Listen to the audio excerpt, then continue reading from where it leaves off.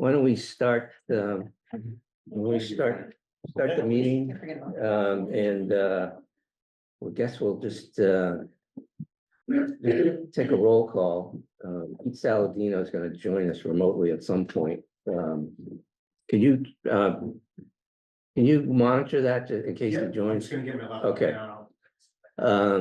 Okay, so, why don't we start with Brent? Brent Nelson, present. Ed Vozella, present. Bob Slaney present. Steve Callahan present. Ashley Leduc present. Jill Raptor present. Emily McCabe present. Peter Michelson present. Great, excellent. This is our agenda for today. And our first order of business is to welcome Ashley. So, Mike, you want to say a few things? If the chair so allows. Yes, Absolutely. I'd be happy Yeah, to. welcome, Ashley. I'm very excited to have made my first appointment as moderator. Ashley's gonna do a great job. She's already, when we first met, had already talked to half of you and figured out what she wanted to do for her 3-year tenure, and I fully expect you guys are gonna have a great new member to the team, and I'm super excited to be on this side of the table talking to you, having spent way too much time on that side of the table. I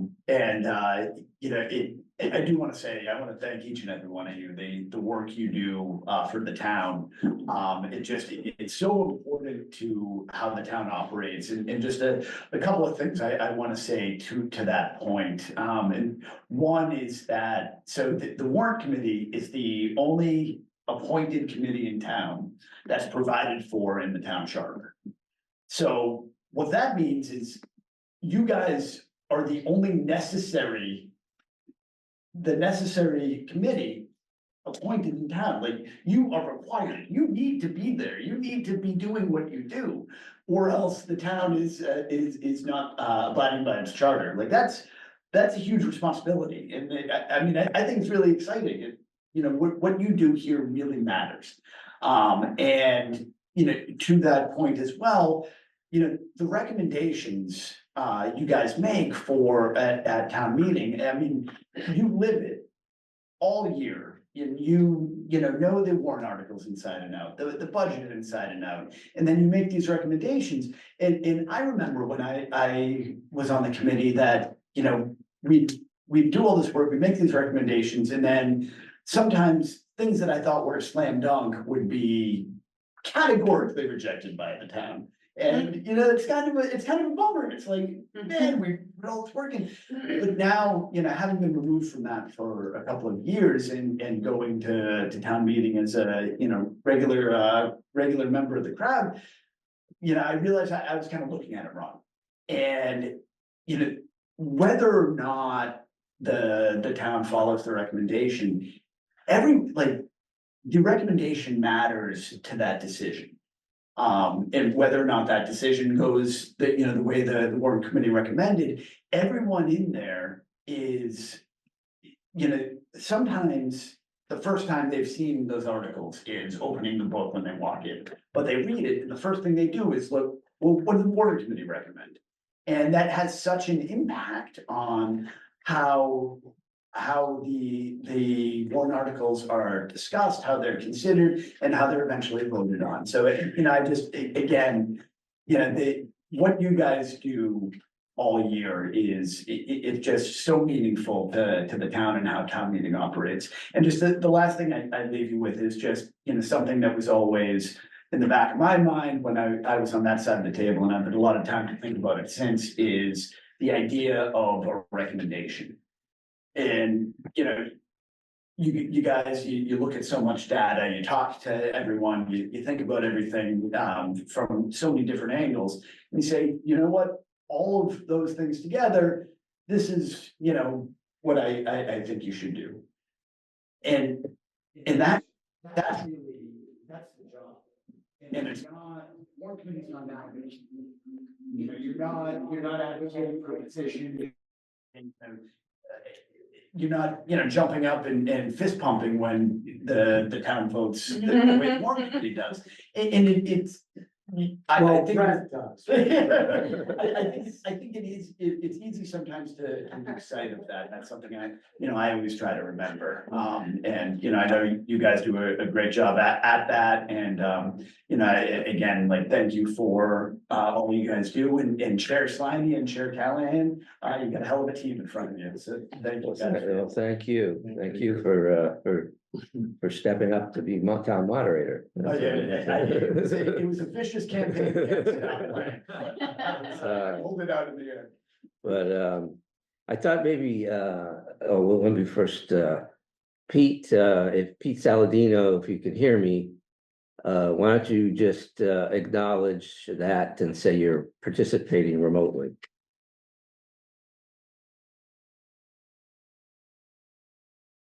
Pete? We can see your tile here, but Yeah. we can't hear you, but can you hear us?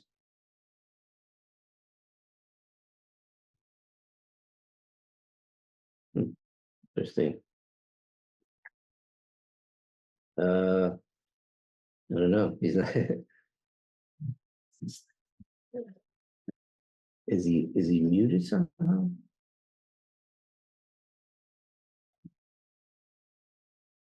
He's not muted, is he? He shouted it. He what? He You just said participating. Oh, okay, great, okay. Let the record show that Pete Saladino texted that he's participating remotely. Okay, so I thought maybe we just could go around quickly, just for the benefit of Ashley, introduce a little bit. Not the, the Reader's Guide, not the abbreviated version of your background for Ashley. And that she can, but we've already met with her, so we're very familiar with her background, but Brent. Well, hello, I'm Brett Nelson. I'm a professor at Northeastern University, also associate dean there. I've been on this committee, this will be my third year, also serving on the capital budget committee. I've been on the Medfield Housing Authority for about 7 years now. It was like 17. That's me.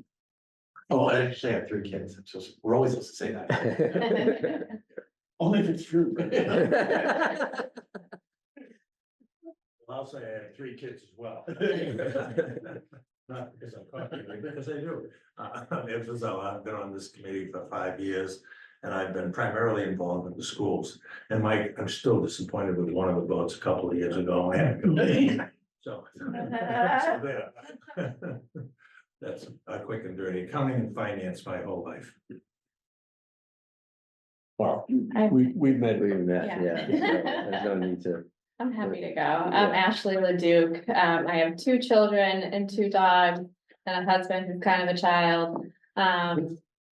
And my background is in communications. I have about 20 years experience in internal and external communications.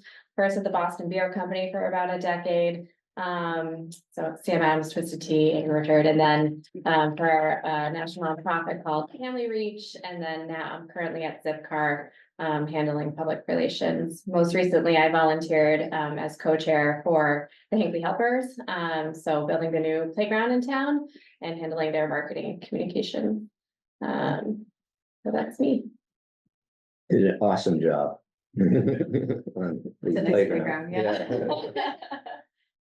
We met briefly, but. Yeah, I spoke to Pete and Jillian, not half the people.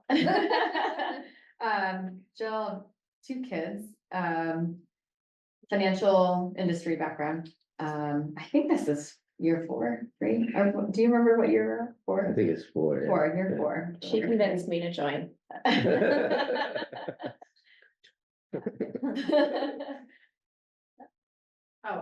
Yep, Emily, I have 3 kids. Several pets. I'm a veterinarian, actually, so.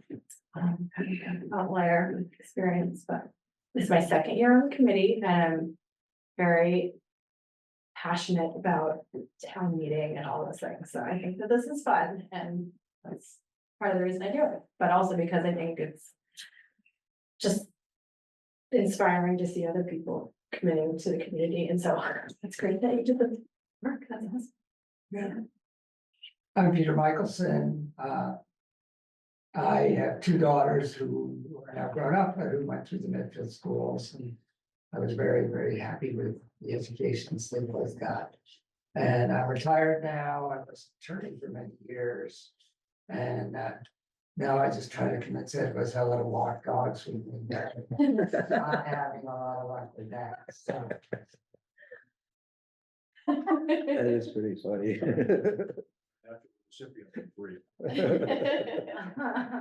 All right, I don't know, Pete, if we can, you know Pete, right? Yeah. Yes, okay. Can you talk now, Pete? You still can't hear him, yeah. Okay. Have to chat to us. Yeah, you'll For have the to meeting. chat. All If you right, can hear me now? we can hear you now. Ah. That's Sorry, guys. much better. We can hear you definitely. Do you want to say anything or you, I just wanted to say, it's my second year on the committee. I work in tech marketing. I've been in Medfield now for about a little under 7 years, and excited to start another year. This was a really great one last year. great, okay. All righty, well, the next item on the agenda is the minutes from. You guys got work to do. All right, Thanks, team. thank you for coming, Mike. See you, Mike. The next item on the agenda is the minutes that Ed prepared from our brief meeting where we approved the transfers back in June. So, Brilliant, brilliant. any comments, suggestions, discussion? If not, entertain a Move motion. to approve the minutes as presented by Ed. Okay, is there a second? Second. Okay, I guess we gotta do a roll call, Brent, Brent Nelson, yes. Ed Vizon, yes. Bob Sonder, yes. Steve Callahan, yes. Ashley Duke, yes. Jill Raptor, yes. Emily McCabe, abstain. Okay, Peter Michelson, yes. okay, and Pete? Saladin? Okay, great. Minutes- Motion carries, minutes are approved. All righty, the next item is, let me just see if I can share my screen here.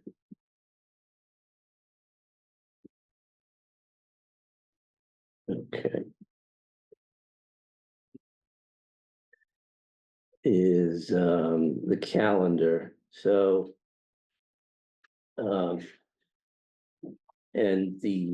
what we do is we assign someone to do the minutes for every meeting, and we just go alphabetical order. But I've put you towards the end. I've taken you out of the regular order because you would have next meetings. I figured that we usually do that with new people, so Thank you. you've been reordered towards the end. But these are the dates that we have for the fall, and there's a meeting October 8th. Where we will go through. Frank is gonna present his 5-year financial projection. And we'll talk about a preliminary cut of uses of free cash. Just to kind of start a dialogue around that, we'll know kind of good idea what the free cash amount is, and we have there's some preliminary ideas, but as we saw last year, it changed, some of the amounts and where we use that. And then we'll also have some preliminary guidance on the budget at that point. And we won't have looked at anything, but there'll be something prepared. We'll be able to talk about it, and then in November, we'll go dive into the details of that revenue and fixed cost budget to make sure we're comfortable with the assumptions around that. And then in December, if we're comfortable, we would, review and vote on the final guidance and get that out to the departments. So that they can enroll it. So it's a similar process to last year. And then we also, Brent, I put down here the capital budgets. We probably want to, take care of those in December. Okay, You should be ready. and get those out of the way. I'm waiting for Christine and to get back to me on the select boards. Calendar in, from January on. And once I find that, I should, by October, and then our next meeting, I will have all these dates for you. So, but the idea is we have 2 meetings each month, January, February, March. And we have a warrant committee hearing on April 1st. That's tentative, but I think that's a good date. And then the annual town meeting is on May 5th. That's mandatory attendance by everybody. So those are the dates. We're gonna try to have the departments in January, the town departments, and then usually around the middle of February, we have the school department in Ed. Yeah, one of that, just looking at that, because last year, for the first time, maybe it's because we gave them guidance in December. They typically had their first meeting with the school board in December and gave them their preliminary number. Last year, it didn't happen until like January 27th. And I forget whether that was because we gave them that, it was late when we gave them their. Yeah, I'm not sure. What it did though is it really cut just for a couple of weeks. Yeah. The time frame to really get Yeah. to depth, and we'll begin before that. But we may have to do what we did last year and move that out towards the end of February in terms of reviewing it. Yeah, I We'll mean, see. they have a little different process than the town department. Right. They Yeah. tend to take longer, and now last year was the first year under our new process. So Right. maybe they're comfortable with it now where they can run with that guidance now. Yeah, or they can at least get the guidance and then in December. And then just say, identify, here's their number and here's the deviation. Yeah. Here's the difference. And these are the it's, unmet at least we needs. can go. Yeah, these are the Yeah. unmet needs. and Yeah. This is the number. So any rate, but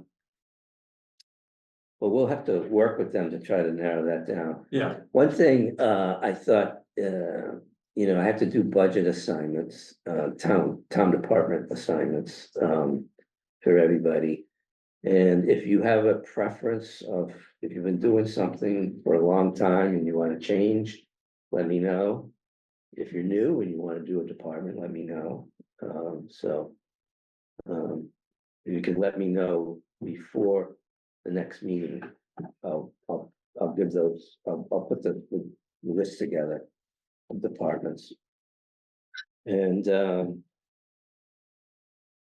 any questions on that? Comments? Well, set, yeah, okay. I wasn't gonna go through this, it's just the same as last year, the budget process. It's just the same slides as last year, but unless people have comments on it, but it's basically, we're gonna we look at actuals for FY 24, they're basically closing the books now. We'll look at the free cash amount at our next meeting. It won't be certified, but we'll have a pretty good idea what it is. And then we'll look at all the stabilization funds and the reserve funds. And we've got a good idea what those balances are. Where we would like them to be. And then and we'll have some priorities. We'll talk about priorities for using free cash and then look at the forecast like we talked about. And then we'd like to get that capital budget, solved and you guys will be through your process by like December, right? Yeah, Hopefully, okay. November. Good. So that's, these are just on the operating budget side, these are it's the same process as last year. There's no real change here. We're gonna communicate some expectations on what that, temporary guidance will be up front and do our due diligence around that. and then finalize it by December and get it out to all the departments. And then, And to the discussion that you and Ed just had on the schools, I think that, being that this is the second year of the process, and that, you know, these meetings in the fall are intended to build that structure, right, and to get that, you know, consensus amongst ourselves so that it's communicated, so. Yeah. Hopefully, each one of the departments, including the school board committee, will be more in tune with this and understand how the process works. Yeah. Because we, you know, the guidance that we give, you know, we use the term guidance. Because we don't want to call it a directive. But in reality, it's guidance based upon, as you see, what's been built in terms of the fixed costs and in terms of what, you know, our constraints are. So I think it's guidance for two reasons. One, it's guidance to be polite. You know, and it's also guidance because situations that change going forward, you know, may have some impact. Last year, it had a beneficial impact. Yeah. But, you know, it may have a detrimental impact if other circumstances occur.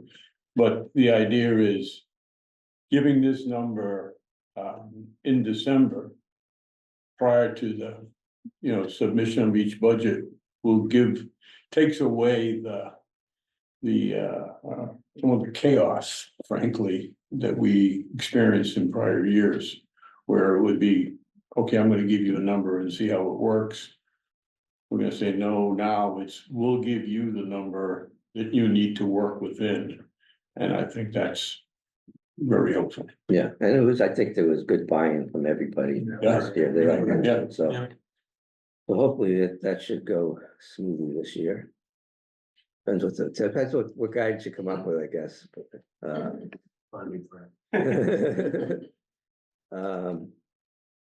so, the next, item on the agenda is the, financial management policies and objectives, and a little background on this, basically, you know, we, you know, we all appreciate we have financial policies and objectives. But people come and go on this committee, people come and go on elected boards in this town, committees, appointed, you know, the town employees turnover, so having, and we've made some good progress in the last, I'd say 4 or 5 years of instituting some really good best practices around financial policies. And so what I did is I thought it was a good time to sort of, you know, institutionalize some of that in writing and commit it to writing. And so I sort of took this on myself to go through it, but the current policies we didn't have any written policies until 2018, when the current, you know, version got drafted. Mike Marcucci took the lead on that, and they were heavily focused on, at the time, and it was the right thing to do, but they were heavily focused on capital items, capital expenditures. If you look at them, they're, you know, I'd say 85% is focused on, because we were creating new capital stabilization funds for the municipal building and for the capital stabilization fund. And they were creating this capital budget committee, so they were overly focused on that, I would say, rightly so at the time. But since then, you know, we've instituted some new, what I think on this committee, some policies around budgeting and the way we approach the budget. There's been some new priorities at town meeting that have passed, or, you know, in terms of stabilization funds and things like that. So I thought it was the right time to sort of take a fresh approach, and that's basically, you know, what you got to look at. There was a brief update in January 2022. but it wasn't, it wasn't wholesale update. So what I did is I looked at, what I thought should change. I looked at other towns' policies. Included like Westwood, and not all towns have published their financial policies. It was hard to find. Yeah, but Westwood had one, and, Northborough and Holliston and Duxbury. I tried to find towns that are sort of similar to ours. And, I took a little from each of them, but Westwood, I borrowed heavily from Westwood's, because I thought they had some really good ideas. And then tailored it all to our circumstances. But. So this draft that you have has been looked at by, it's been looked at by, the town finance group. I've sent copies to the school superintendent. And I sent a copy to Mike, Francesca. So Jeff and Mike got copies. I also sent it to the chair of the school committee, Tim Knight. Mike, Tim got back to me. He said, this looks great. I'm not an expert in this area, but he liked the scorecard thing. So, and then, Mike, I did meet with Mike and he had some questions. I went over them. And he's on board with it, and I think the plan would be, after we go through it here, that, if we have changes, we'll make those changes.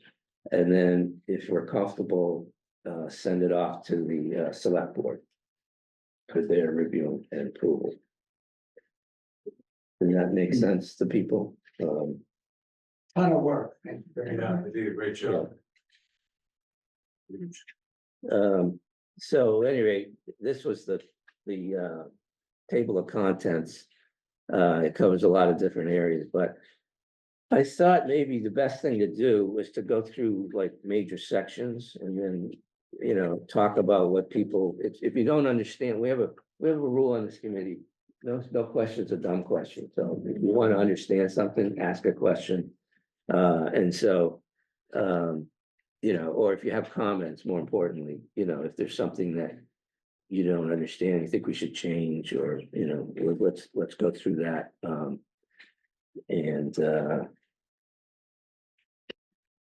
So, I think to add, Bob, I noticed, congrats on that. I got a notification from the town of Brewster that they also received this on Cape Cod. They also publish all of their financial documents, if that's helpful, including a citizen's guide to, like, their warrant committee and financial documents. great, So, that's awesome, worth noting. that's great. That was Barnstable, is that? Brewster. Oh, in Barnstable. Brewster, yeah, Brewster, okay. Excellent. Yeah, one thing I should mention, this book, we call it the Bible, our committee. This is really, when we get into the town departments and the budgets, bring this to every meeting, because every question you ever wanted to know is in here. It's an excellent document. Frank spends a lot of time on it. And all right, so with that said, let's see, let me just stop sharing here. I don't think we need this anymore.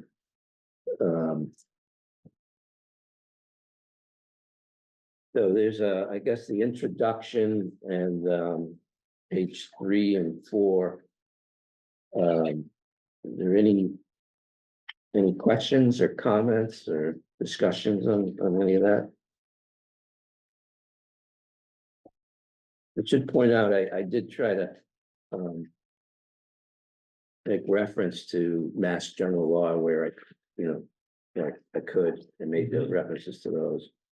And but this is kind of, I call this a sort of motherhood and apple pie, right? This is this introduction is sort of the big picture, timeless type objectives. that there shouldn't be a lot of disagreement with, I would think, but maybe some wordsmithing if somebody wants to make some changes, but. And then on page 4, I made some definitions around what each well, because when we get to the scorecard, you'll see we use different denominators to measure things. And one's expenditures, the other one's revenues. The other thing is that there's this, I've changed the name of the general reserve fund. So I've called it the Warrant Committee's Reserve. Because it's actually, we are the only body that controls the use of that fund. There's, it's solely in our jurisdiction, how that, gets spent. So the select board is not involved in it at all. So because That was actually one of my questions. Yeah. What funds are we talking about? So this is kind of the current budget. This is like $170,000. It is, it's basically when we met in June and we approved the transfers. Yeah, That's what this was for. There's two kinds of transfers. There's a interdepartment transfer, right, between like salaries and operations. That's not covered here. This is really just for unexpected, unplanned for, one-time type, expenses that we couldn't anticipate.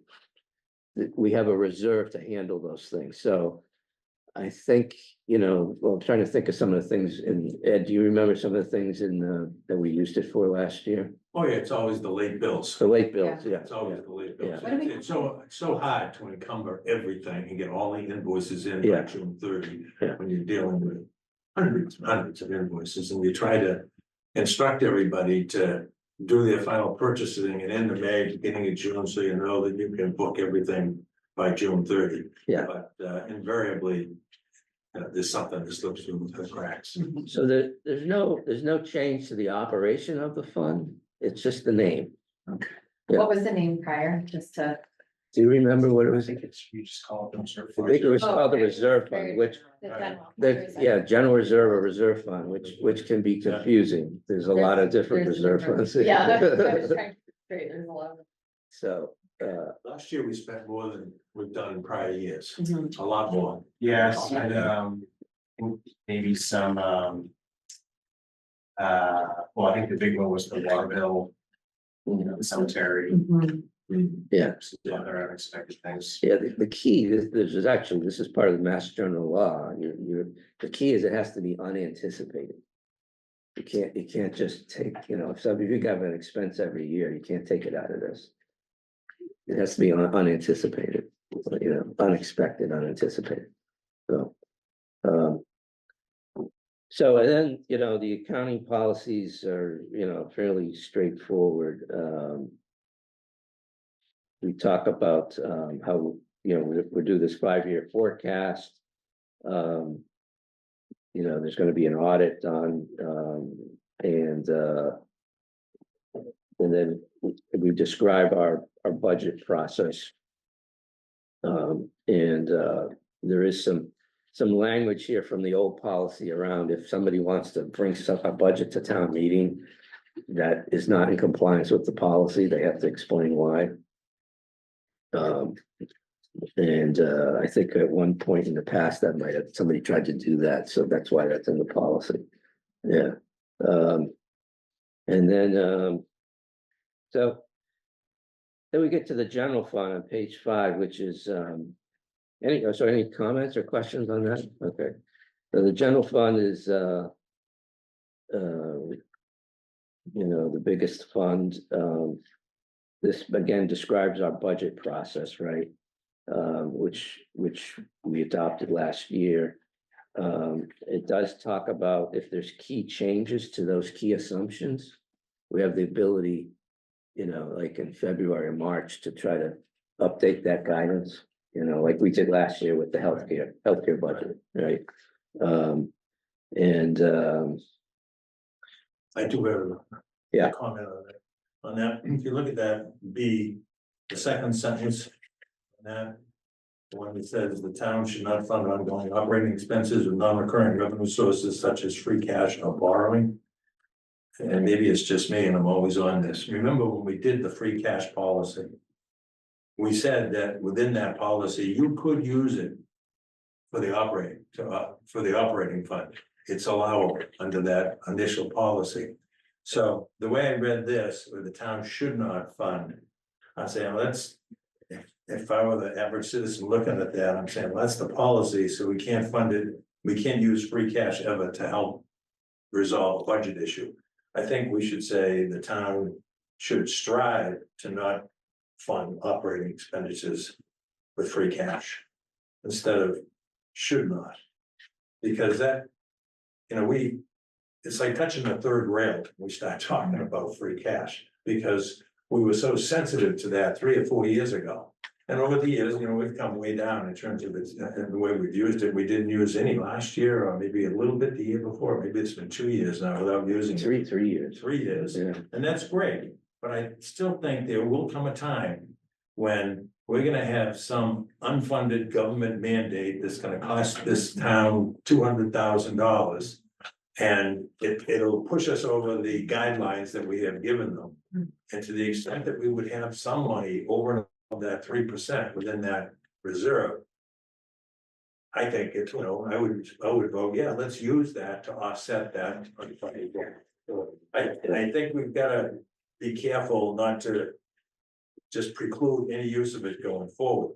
And it comes up again, the next page, under 3, number 3. We're on that second, that's actually number 4. It says free cash and accessory 3% goal reserve shall not be used to fund operating expenditures. I would say the town should refrain from using it, but don't have a hard no. Yeah, well, here's, Within the policy, we have that. yeah, well, We have that ability. yeah. I sort of, I know you raised this, you know, earlier. I think that, the way I look at this is that, it's a policy, it's not the law. And that, if we don't abide by the policy, we should be expected to explain why, right? And I think that's required.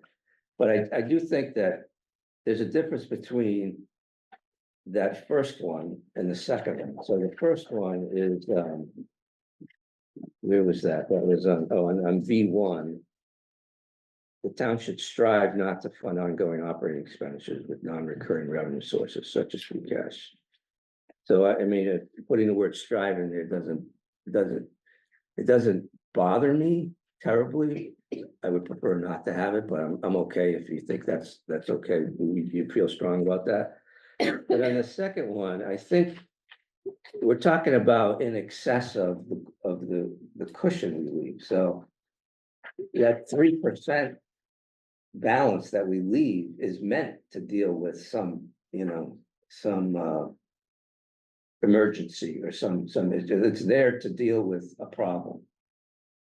This is talking about above that amount. So the $2 million that we leave in the we don't touch it. That's there all the time.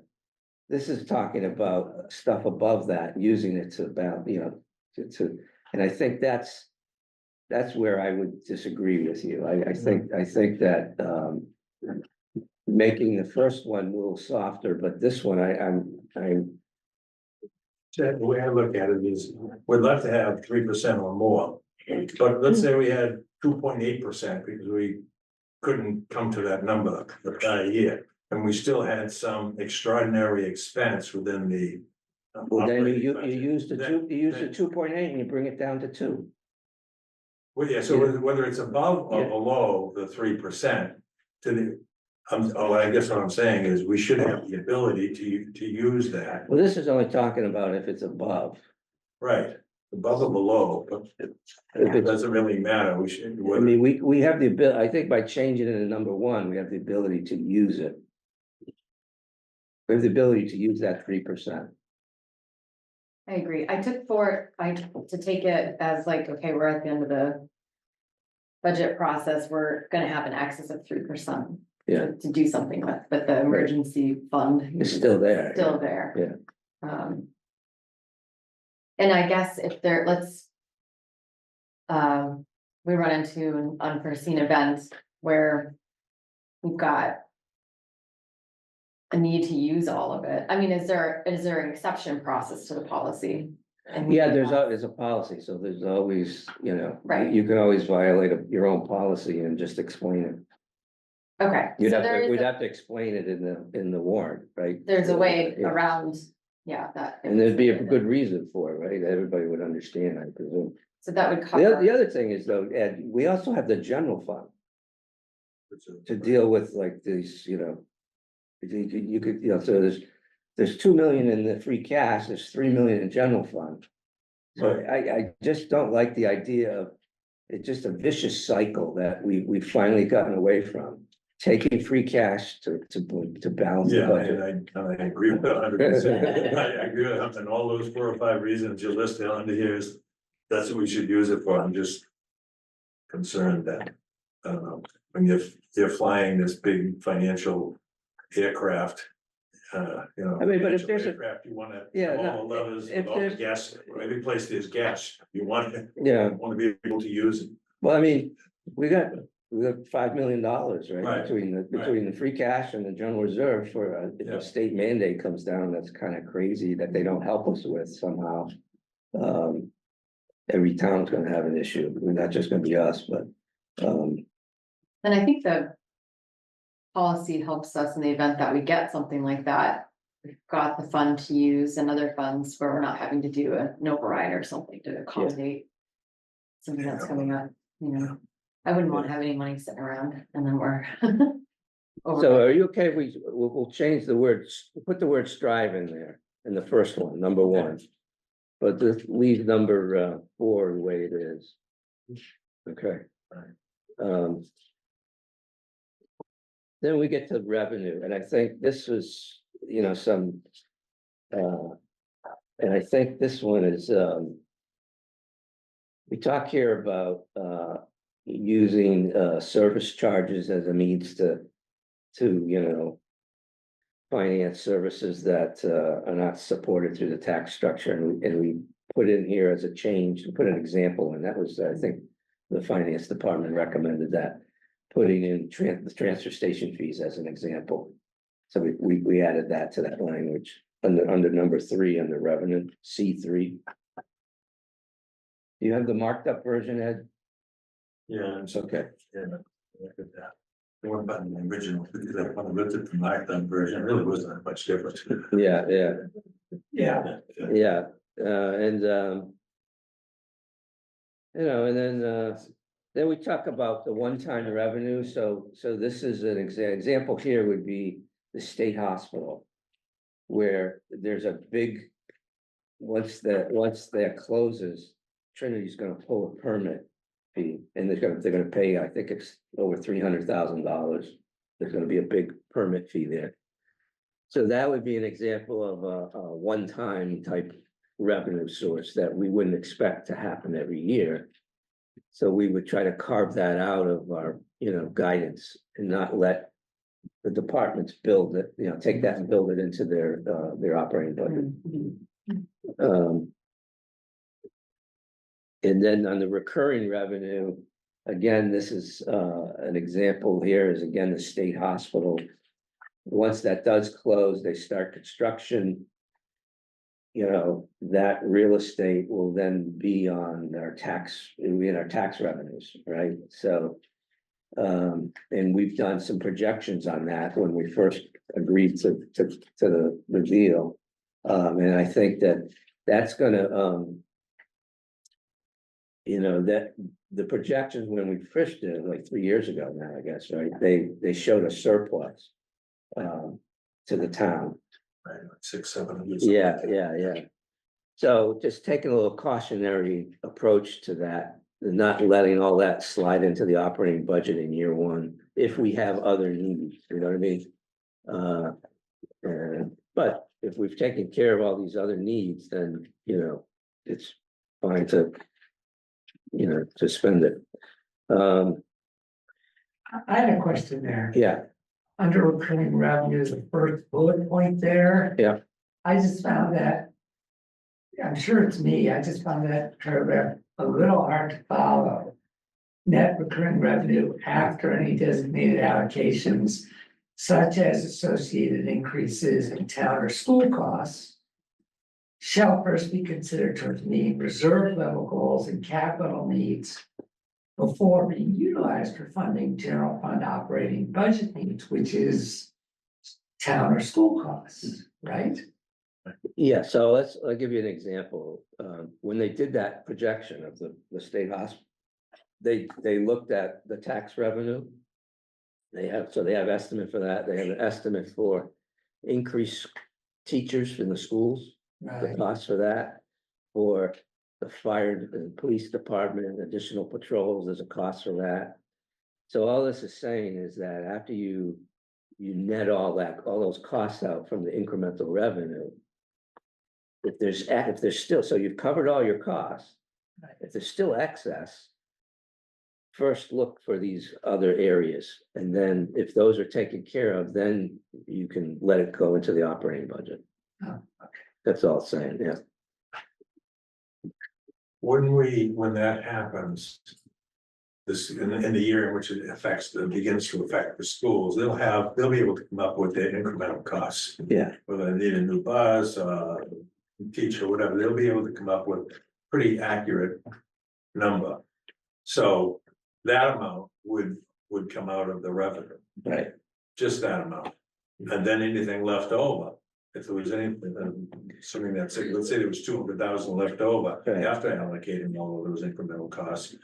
We would do what? We just We leave would- that in a reserve. we would say we're short in this reserve, let's put. a Yeah, couple- we'd use it, we just use it Yeah, to we- fund some other yeah, reserve. yeah, yeah. Until we need it. Yeah, I guess at the time, I would think it would just kind of Rather than just, allocate it, just keep a separate reserve. I put it almost, we're getting ahead of ourselves, but I put it in a separate reserve.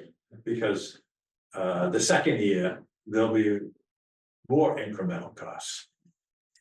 well, you only do 1 year at a time, right? I know. But yeah, but then Yeah. when you do the budget for Yeah. the second year, yeah, I mean, well, that's a different process then, right? Yeah. Because then you Right. can question what the incremental piece is, so. Get him. The reserves,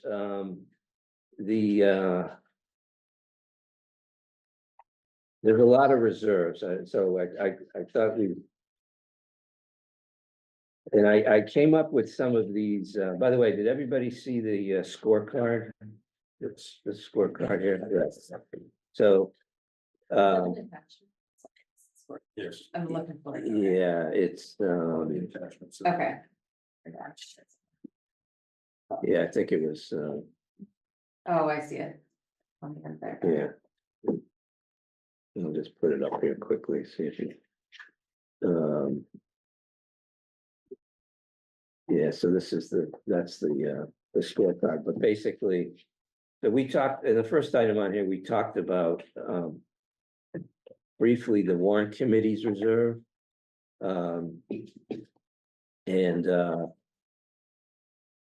That's, right now, that's like 170,000 in the budget, the 25 budget. I think it's 170, right?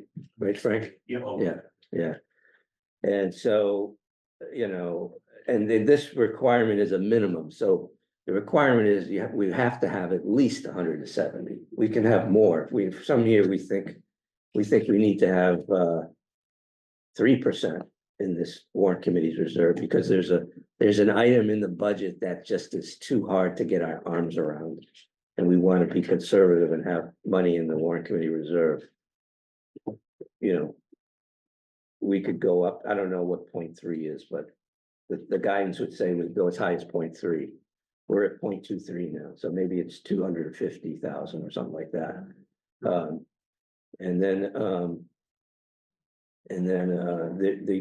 The law is you can't have more than 5% in any 1 year. So that's that second test. Yeah. The general reserve is, basically, there's 3 pieces to it.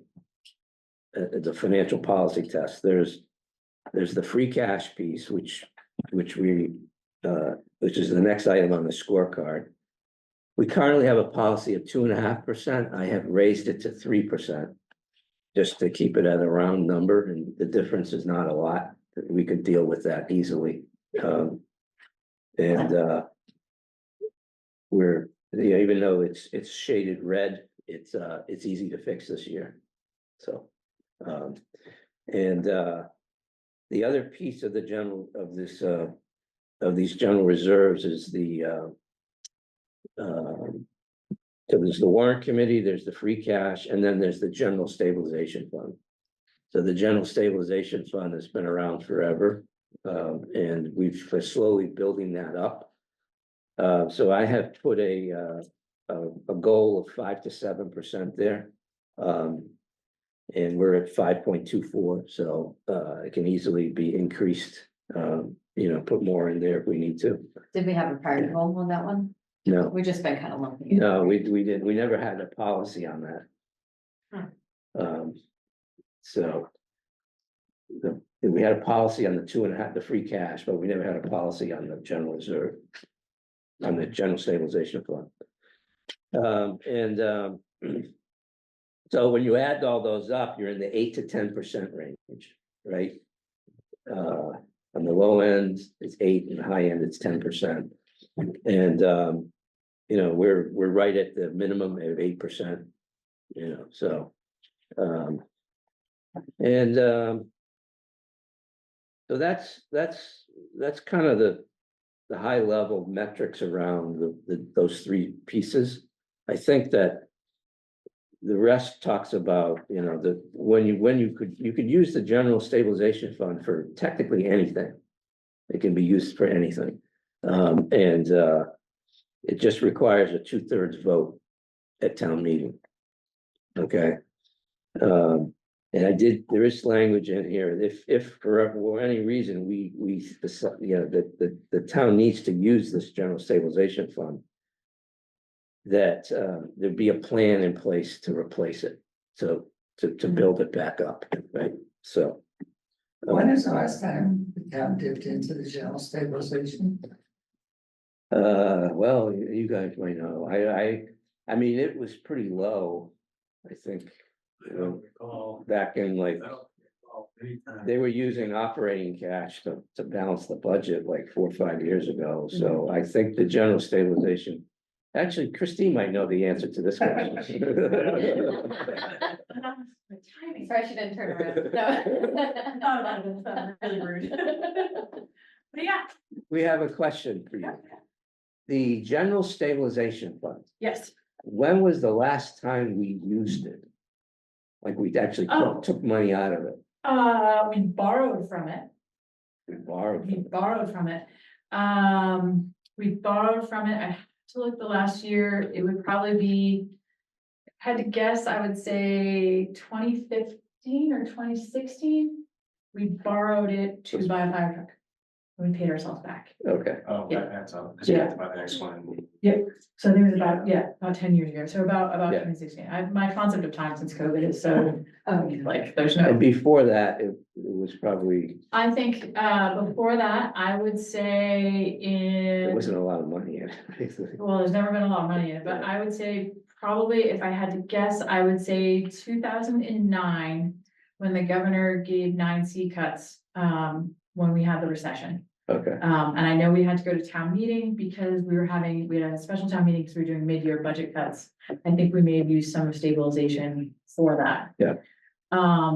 In the past, prior to that, I would say we've sometimes used it to pay for design specifications for buildings. But that's going back pretty far. Yeah. Yeah, okay. but I can get you official. No, I think he was just curious, yeah. We were on that topic and I was explaining how it technically could be used for anything. Yep. But it needs a 2/3 vote, and that we have a language in here that if we do use it, we would have a plan in place to replenish it. Yeah. Yeah, but yeah, I think it's really informative and instructive that Christine can take you through The history. 25 years of history, and I don't think chaos is necessarily the strongest term to use, but. Just don't ask me what I had for breakfast. 'cause that- And I think that, you know, to this whole discussion, this is a great tool for us to use. And particularly, not only for new members, but certainly for new members, you know, to see this process. And this scorecard is you know, I think should be something that we individually and collectively study. Because the objective is to become more, you know, not say conservative, but certainly to have adequate funding and reserves throughout. Yeah. So I think it's really helpful, for example, as like I myself, I've been looking for the general reserve, we have an 8 to 10% target, and we're at 804. That as we go through this budget process this year, be looking to see how do we move that number forward. You know, and then so in each one of our considerations, whether it's, you know, whether it's a revenue source, whether it's an expense source, but use this scorecard as a target. Yeah, yeah, So that we can move the bar forward. We're not gonna get to 8, we're not gonna get to 10% this year, but moving it past 804 would be one of the objectives, I right. think. Right. So, two questions. Is there anything state-wise that tells towns they have to maintain a certain percentage, like totaling all of this up that you can't exceed? Yeah, no, I couldn't find it. Yeah. And when you look around at other towns, it's all over the board. so- I know that's not the best benchmark, because I'm just curious, like, how much is too much in reserves, and then, Well, the way I look at this is that I sort of, you know, we're a town that we pay our property taxes, so it's the collection rate's like 98%. 99. Even during recessions and COVID and, you know, everything, people pay their property taxes, so. The revenue, in my opinion, that's at risk is really the state aid and the local receipts. okay. So when you add that up, I forget what is that, like, See, I think it's Maybe 9, maybe 10%, Yeah. so, yeah, so it's, yeah. yeah, I mean, it's what, 10 or 11 million dollars, I don't know what the numbers are, but. So a part of that is at risk. I mean, you could say the whole thing, but that would be disastrous, like the Great Depression, yeah. Yeah. Even during 2008, 2009, the state cut, what, 5 or 6%? What was the cut back then? Of state aid? Well, they did a mid-year cut, so they had cut it in 2008, I believe. I have to go back and look, and then, They did it again. yeah, and then in 2009, we had already, you know, I think we got to January and they said, oh, you're not getting half the local aid. But you're not getting what we promised you. We had already included that in the budget, so then we had to go back and, Yeah, now you're gonna make me look. As soon as the meeting's over, we'll find out exactly what happened. I don't totally remember, but I know we were cutting people. That's when we had our biggest layoff Yeah. of employees. yeah. Was during that. But So my view is like 8 to 10% is of, you're talking of, you know, our budget, so. If they cut 5% of a smaller number, we should, you know, if we have 8 to 10% in reserves between free cash and general, we should be in pretty good shape to weather maybe a couple years of cuts, you know what I mean? But my question, I guess, you know, and Joe, I think might be a good point to. As we go through here, you're saying that, you know, as a taxpayer would look at this and go, well, why are we putting money over here and therefore increasing my tax rate or something like that? So, I mean, it's Yeah. amazing. I mean, that's something for us to consider as we go, but I think I think as we sit here and see the future, can understand why. But I think it comes to how do we communicate that? You mentioned communication as being very important. It's really important to be able to communicate that, and I think that, you know, Steve, last year when we, you know, you added the article for the tax. Oh, the elementary school tax Yeah, mitigation You fund, know, yeah. and that's and needing to communicate, I think, is I guess where I come up with that, because it's a great question, it's one that people come up with, why are my taxes increasing and we have They're just- $3 million of cash there, you Yeah. know? I mean, this is coming out of free cash. Yeah. We haven't had an override since 2018, so we're trying to be, I mean, we could technically take some of this free cash and reduce the tax rate, but we're gonna do the second year, you know, so Right, like, right, yeah. Yeah. everybody gets $50 back and it's.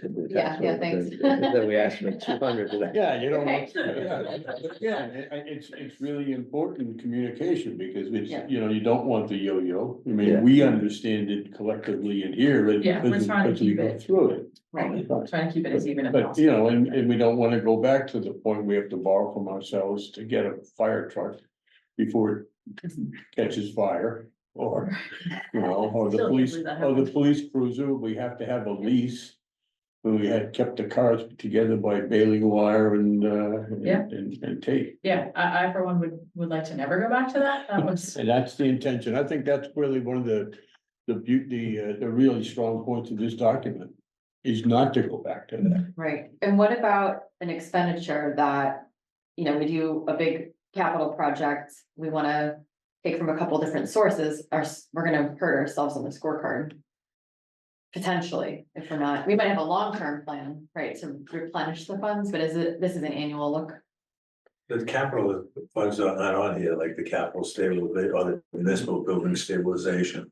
Well, Not on this scorecard, I think. We, Yeah. okay, so, give me an example of what kind of projects, because I think. Oh, that- like one of the school projects, or we need to So do, those are gonna be overrides. The Right. school Okay. project is gonna be a debt exclusion, which is gonna be. so we wouldn't pull from any of these No. reserve funds? No. well, Well, except the elementary tax the mitigation. tax fund, mitigation that's- fund, We wouldn't, okay, The let's special- say it's not a school project, it's this building. Tim, if you needed to renovate this building, I'm trying to I'm trying. that to would think come about- from the municipal building stabilization fund. Yeah, Okay, but projects that are gonna be that expensive, so say $5 million for a renovation Yeah. of something. Yeah. That's gonna be a debt exclusion override, most Okay. likely, because we can't absorb that in the municipal building No, stabilization no, no, fund. no, no, no. So those kind of larger projects. okay, we're just not gonna read out our scorecard the next year. No, no, No, no, no, no. it's gonna impact your budget, because your right, you know, your principal and interest costs are going up, so Right. that has to be calculated into what your overall budget is, but. Yeah. No, doing any of those projects would be outside of. Okay, and Okay, the point of the funds is to expend them at some point, but it's just a matter Right. of maintaining. I mean, if- That's why we have a cap on it. We don't say Yeah. eight to whatever. Yeah. You know, we don't wanna keep putting money. in I just it. don't, yeah, I don't want it, I want it to look like we're earmarking savings for purposes which we've defined in the policies, but Yeah. we're not just doing it to save it. Right, right. Yeah. Yeah, no, I think all these special purpose stabilization funds, which we'll go through next. They're literally special purpose, so you can't take money out of the pension reserve fund and Right. use it to do Yeah. a renovation here. Right. It's not allowed. Right. I just ask, was it the case that this past year, we chose not to deliver any free cash into the general stabilization fund precisely because you felt like it was reaching a certain point where it was good enough? That's correct. We did, Yeah. well, the thought was that Or there were other- we always, yeah, well, there are other needs, but we always tended to put money into that without a policy. And the thought was we actually had $3.8 million earning 5% interest. So why put money in? If that's earning 5% interest, that's gonna grow at 5%.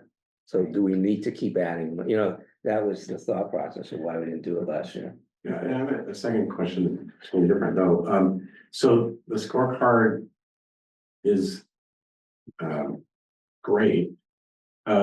Is it for our internal use only, or is there some sense in which the town, I mean, it's hard to interpret these 15 different or 12 different things, you know, without some background, but to what extent is it reasonable to let the town see how we're doing, especially in a longitudinal look back 2 or 3 years?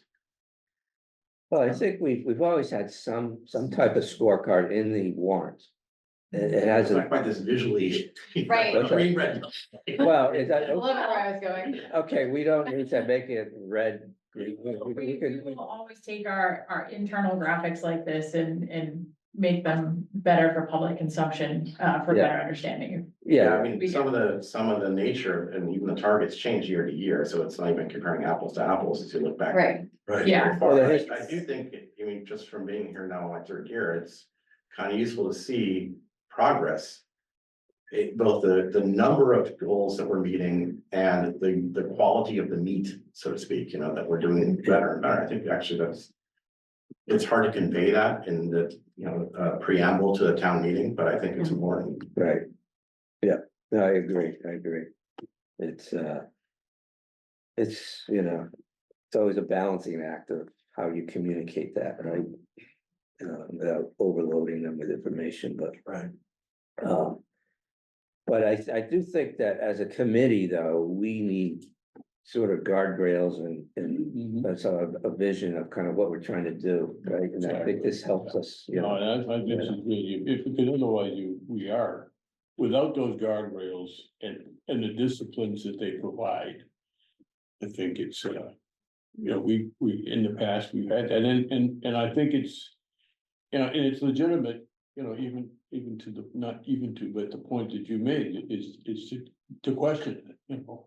So it's a policy, right? Right. And we look at it, facts and circumstances every given year, but it puts it in context. Yeah. You know, and it just, so every question is open. And like I said, no question's a dumb question. right, So right. this policy is just a guardrail. And the facts and circumstances, So on the special purpose stabilization funds. Does everybody understand how these work? So that the pension reserve fund, I've just documented here what we've been doing for the last 2 or 3 years. We have this pension reserve fund, thank God, our former town administrator created this and left us as one of his legacies, I guess, and we have been using this to basically, we have been freezing the assessments from Norfolk County. At like the level like 3 years ago, we were letting it maybe grow 2.5%. But we were coming in at 9% increases at certain points. So whatever that excess was, we were being asked historically to deal with it in our operating budget.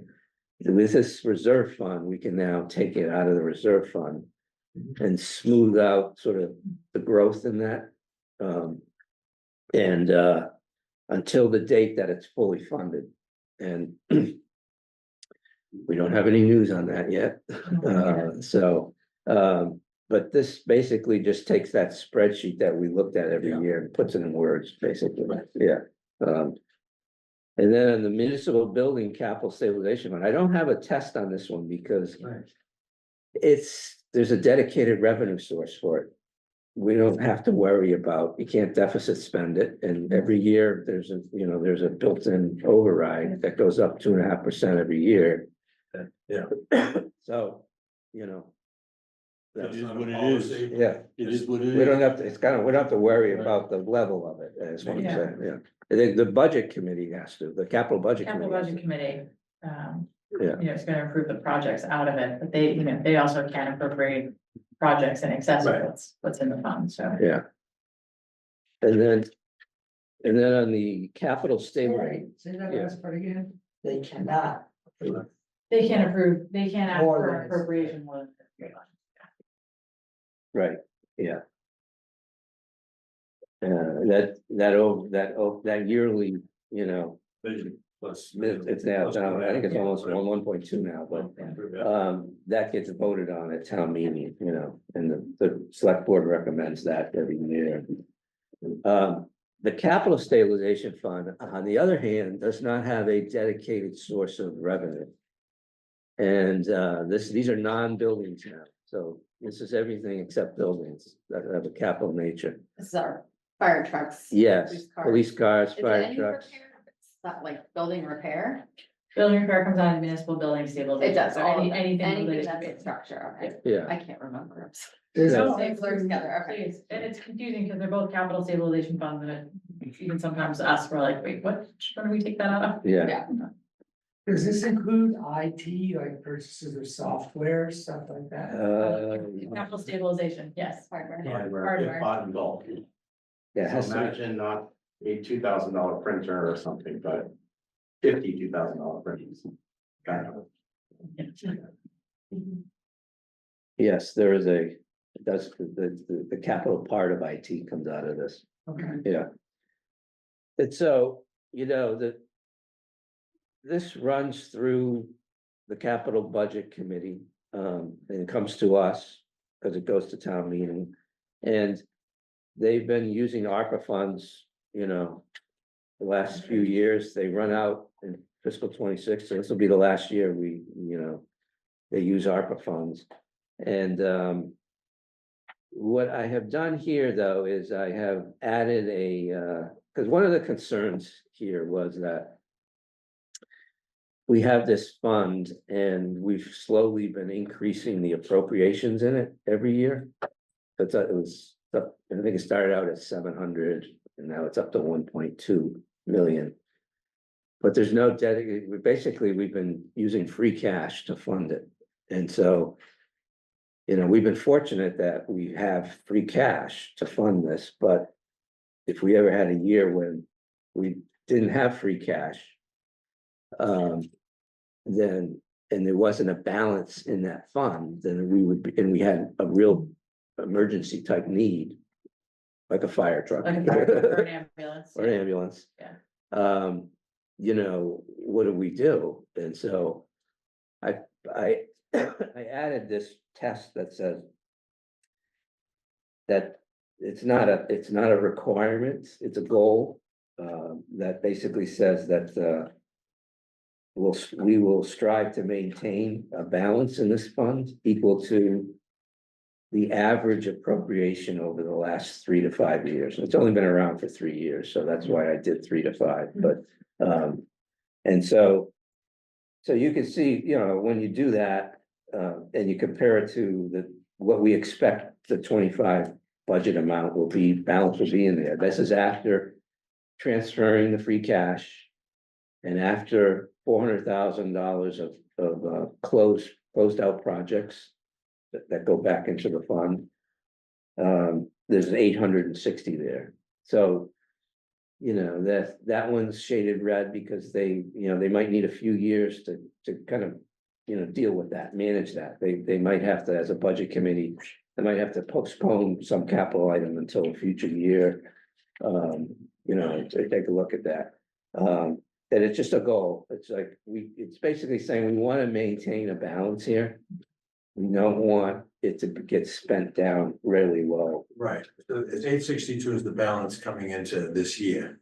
They're gonna get new money this year from free cash. That includes, And so there was I'll give you the math. So basically the roll forward is there was, I think about $1 million there at 630. They added 700 of free cash. So you add 700 free cash, you add another 400 of closeout projects. And then you deduct the appropriations that we approve of 1.2 million. so you're back to 860. That's how you get to the 800. That's a really good balance to carry forward in my mind. That's pretty healthy. Yeah. Yeah. Yeah. Yeah. How much have we been I doing? mean, we could shade that orange or yellow. I think that's a good cushion. What's the, Well, But that's the just trying to get test I came up with, Everyone's a was, million. there's like 150 So it gives grand, you- 140 grand short. Yeah, But there's no funding source. for well, this other right than, now. yeah, So what ARPA was, can we just maybe discuss what ARPA was and why it's not gonna be there after 2026? Because Yep. that's- So ARPA is the American Rescue Plan Act funds, and we got an amount of money from the federal government.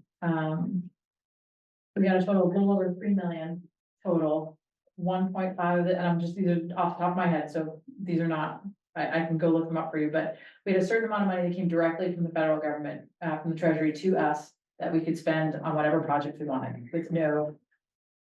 with parameters, but no true parameters. The money that came through the county had very distinct parameters in how to spend it. We were able to use a significant amount on the Hinkley Playground, which is great. But they had to be specifically tied to certain projects. I think we got the money in 2021. Yeah. Got the money in 2021. We didn't have guidance to spend it till 22. You have to have it all committed by the end of 2024 and then completely spent out by 2026. So the select board voted to, a significant portion of that to be used for the capital budget. So the money that came directly from the treasury that we didn't have, parameters on for different projects, it's called lost revenue. We could spend, I think it's $350 on capital budget. And we've been trying to do that over the last 3 years, but that money, has been spent. So there won't be any money available. Okay. Yeah. This isn't a Medfield specific question. I thought county government was not completely non-existent, but mostly non-existent. So we So are. when you say we got Except for Norfolk. county, What is except for Norfolk? Okay, so the county is coming to our Hinkley Playground opening, so I want to be really kind, so don't put this meeting on until Monday. So this is. I wasn't trying to be- No, this is fascinating, and you missed my soapbox, 2021, 2020, early 22 year about this. So for government entities that still belong to active counties, of which Norfolk County is an active county, then 3/4 of your money had to come directly through the county. Now, for example, Sherburne, who's not in Norfolk County, got their entire amount of ARPA money directly to them with little to no spending parameters. Oh. Yeah. So it's made us a little territorial with our people. So, Okay, yeah. but. I mean, there are county commissioners, and I just always assume they sort of. No, they're real. They're gonna be at the Hinkley Playground. push papers around. This is a different discussion. Yeah. We should probably don't need to go into Why? this. What does the county personnel do? I am not going to speak on behalf of the county, but I would love to have Sure, it it's on the committed. website. Let's We have the registrar, we have, you know, Let's keep it the easy. municipal school, we have. We don't need to county talk about, committed to us. we don't need to talk about the merits of counties. Yeah. But I can send you some meetings where I sped it off about it. Okay. Yeah. Let's keep. Sorry, I That was looked at unfair. this. Yeah.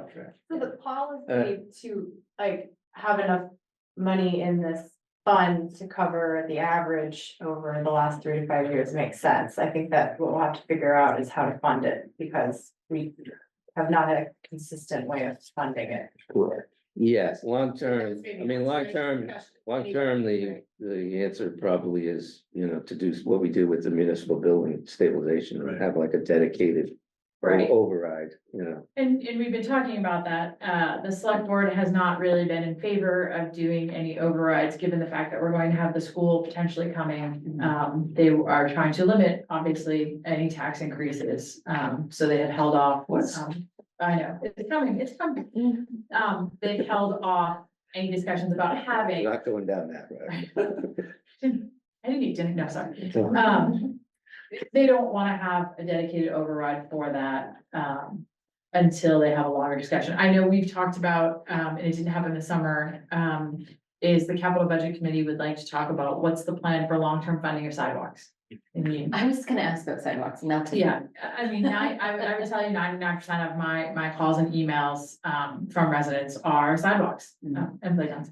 But mostly sidewalks. Tennis courts. And tennis courts. And, but the things that touch people, they're touch points for our residents. I mean, it's great that we have new water mains, but nobody knows what those are except for us, so. Those things that really make an impact, and so is funding, I think we have a $5.5 million, if we wanted to do all the sidewalks that we need to do, I think we have a plan that's a little over $5.5 million. We're never gonna be able to fund that directly from the capital stabilization, so is that something that we should be talking about, a long-term project of let's borrow the $6 million and start doing sidewalk projects? Should we talk about having a dedicated revenue source for capital stabilization, and 3/4 of that is earmarked for sidewalks? How to create, and I'm just throwing these numbers out there, I'm not tied to them, but just trying to put an example out of how we would do that moving forward. So that is a discussion. One of the sidewalks that's near and dear to me that I have been trying to get funded for several years is the 109 sidewalk. the gap between Robertsboro and Shots for all the people who walk to Chipotle. And there is a gentleman who walks from Tilden Village, and there's no sidewalk there, so that's when I. Actually, I've seen him. Yeah, I I have know, people pictures. walking there. He has a Yes. little walker. Right, and it. Scares the hell out of me. Yeah. Scares me. Oh, it does, it does. Yeah, and we, we've done some preliminary studies and there's some work that needs to be done. We thought originally we could include it in, the renovation of 109. That's 10 to 12 years out, conservatively. So 10 years to wait for a sidewalk is literally a lifetime.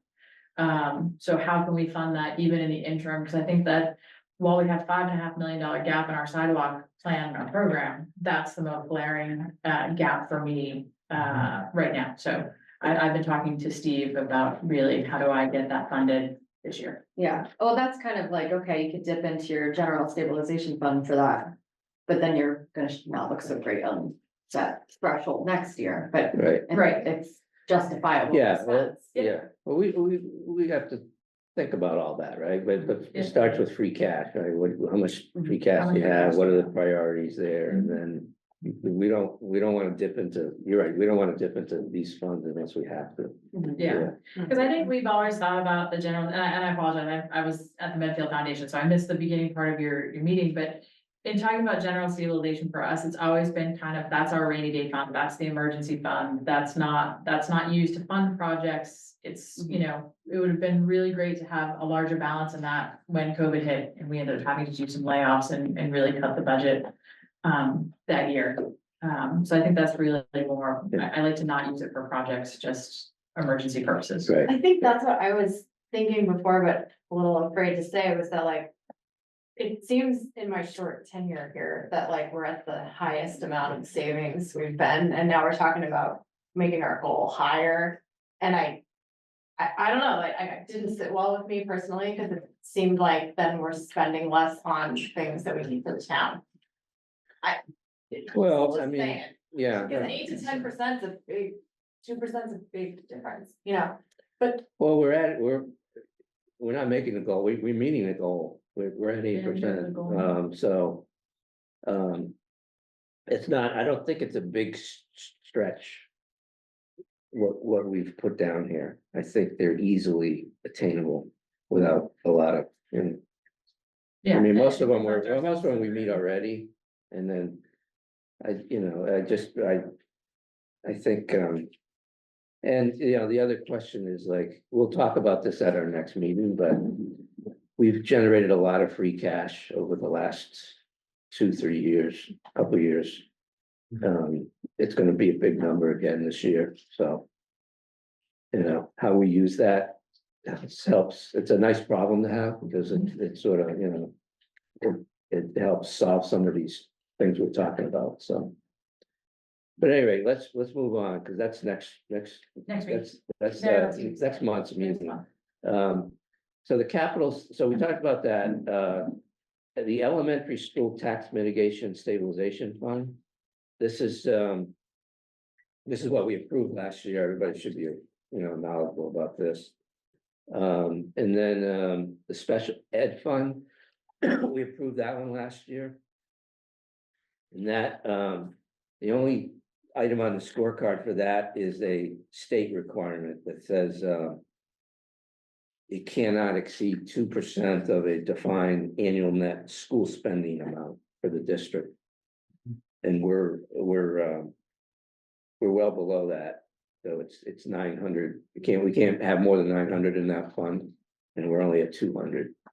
And the plan there is to just take these Medicare reimbursements that come through and put them in the fund every year, let it grow. So. That one should be on autopilot unless they use it. Yeah, unless they use it. I'm sorry, this is not. You said we can't have more than 900,000, and that's a state mandate? Yes. Yeah. That's in the law, yeah. It's, the law is 2% of net. We just did the math, yeah. And then, the last item here in this section is on sale of town assets. There wasn't a lot of change to this from the existing policy. So. And then the post-employment benefit policy on page 13. This I do want to talk about because it is a change to what we're doing. So on the Norfolk County retirement system, the pension system, there's no change there. We're just we have to fund that, and the assessments come from Norfolk County. We'll use that pension reserve fund to help fund that. But the change is, and so that the plan, the latest communication we have on when that retirement pension fund gets fully funded is 2029. Right. So it's 4 years away. Right. Yeah, and so the question is, when you look at OPEB is, it's technically stands for other post-employment benefits. It's primarily health insurance for retirees, basically is what it is. So they get a pension and then they get their health insurance covered. And this, we have been funding this with free cash every year for the last, I guess, for a long time, right? It's always been coming on free cash. And it's been going up 5% a year. So it's 551 currently in the 25 budget, 551,000. I think it started out at 5. We stopped increasing at 5% a couple of years because we had some troubles. We didn't have enough free cash. So the current policy says we keep going up 5% a year. This change in the policy here is to say, let's freeze it at the current level of 551. And then when we get to the point of fully funding the retirement plan, we will put that into the operating budget, because right now it's coming out of free cash. So we'll put it into and we will have a big pickup in the operating budget once we get to full funding, like a $3 million pickup. With that, we won't have to, that in 2030, there'll be a savings in the operating budget of like $3 million. You're saying freeze it at 5% increase Until 2029. Yeah. So still go, it's just at 5%. We'll still contribute it for free cash. It saves us a little, it saves us 5% increase in free cash every year between now and, Yeah, so it's So crazy, you the think five, you'll you're make not a increasing. 5% increase? Right. Right. yes. 5% every year until 2029. And that doesn't Yeah. run afoul of anything? No, Alright. this is totally voluntary. There's no requirement to do this. We do it because it's smart to fund. Some towns don't do anything. Other towns, like Wellesley, went out and borrowed money and fully funded it. They could do that. The liability on this is, it's a long-term liability.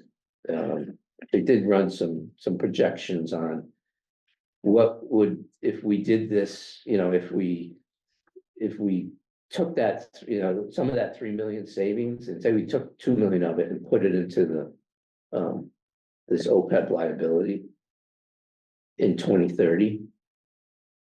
That doesn't change the full funding date on the OPEB liability. It by much. It changes it a little bit, but it's only like 4 or 5 years.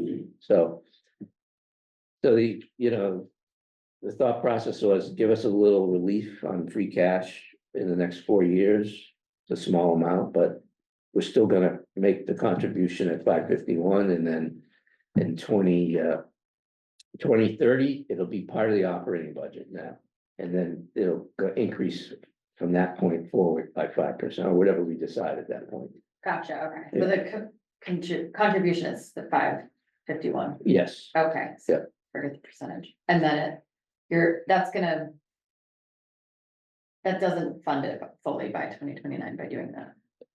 this OPEB liability, no, this doesn't get funded till like 2050 or something. It's a real long term, Okay.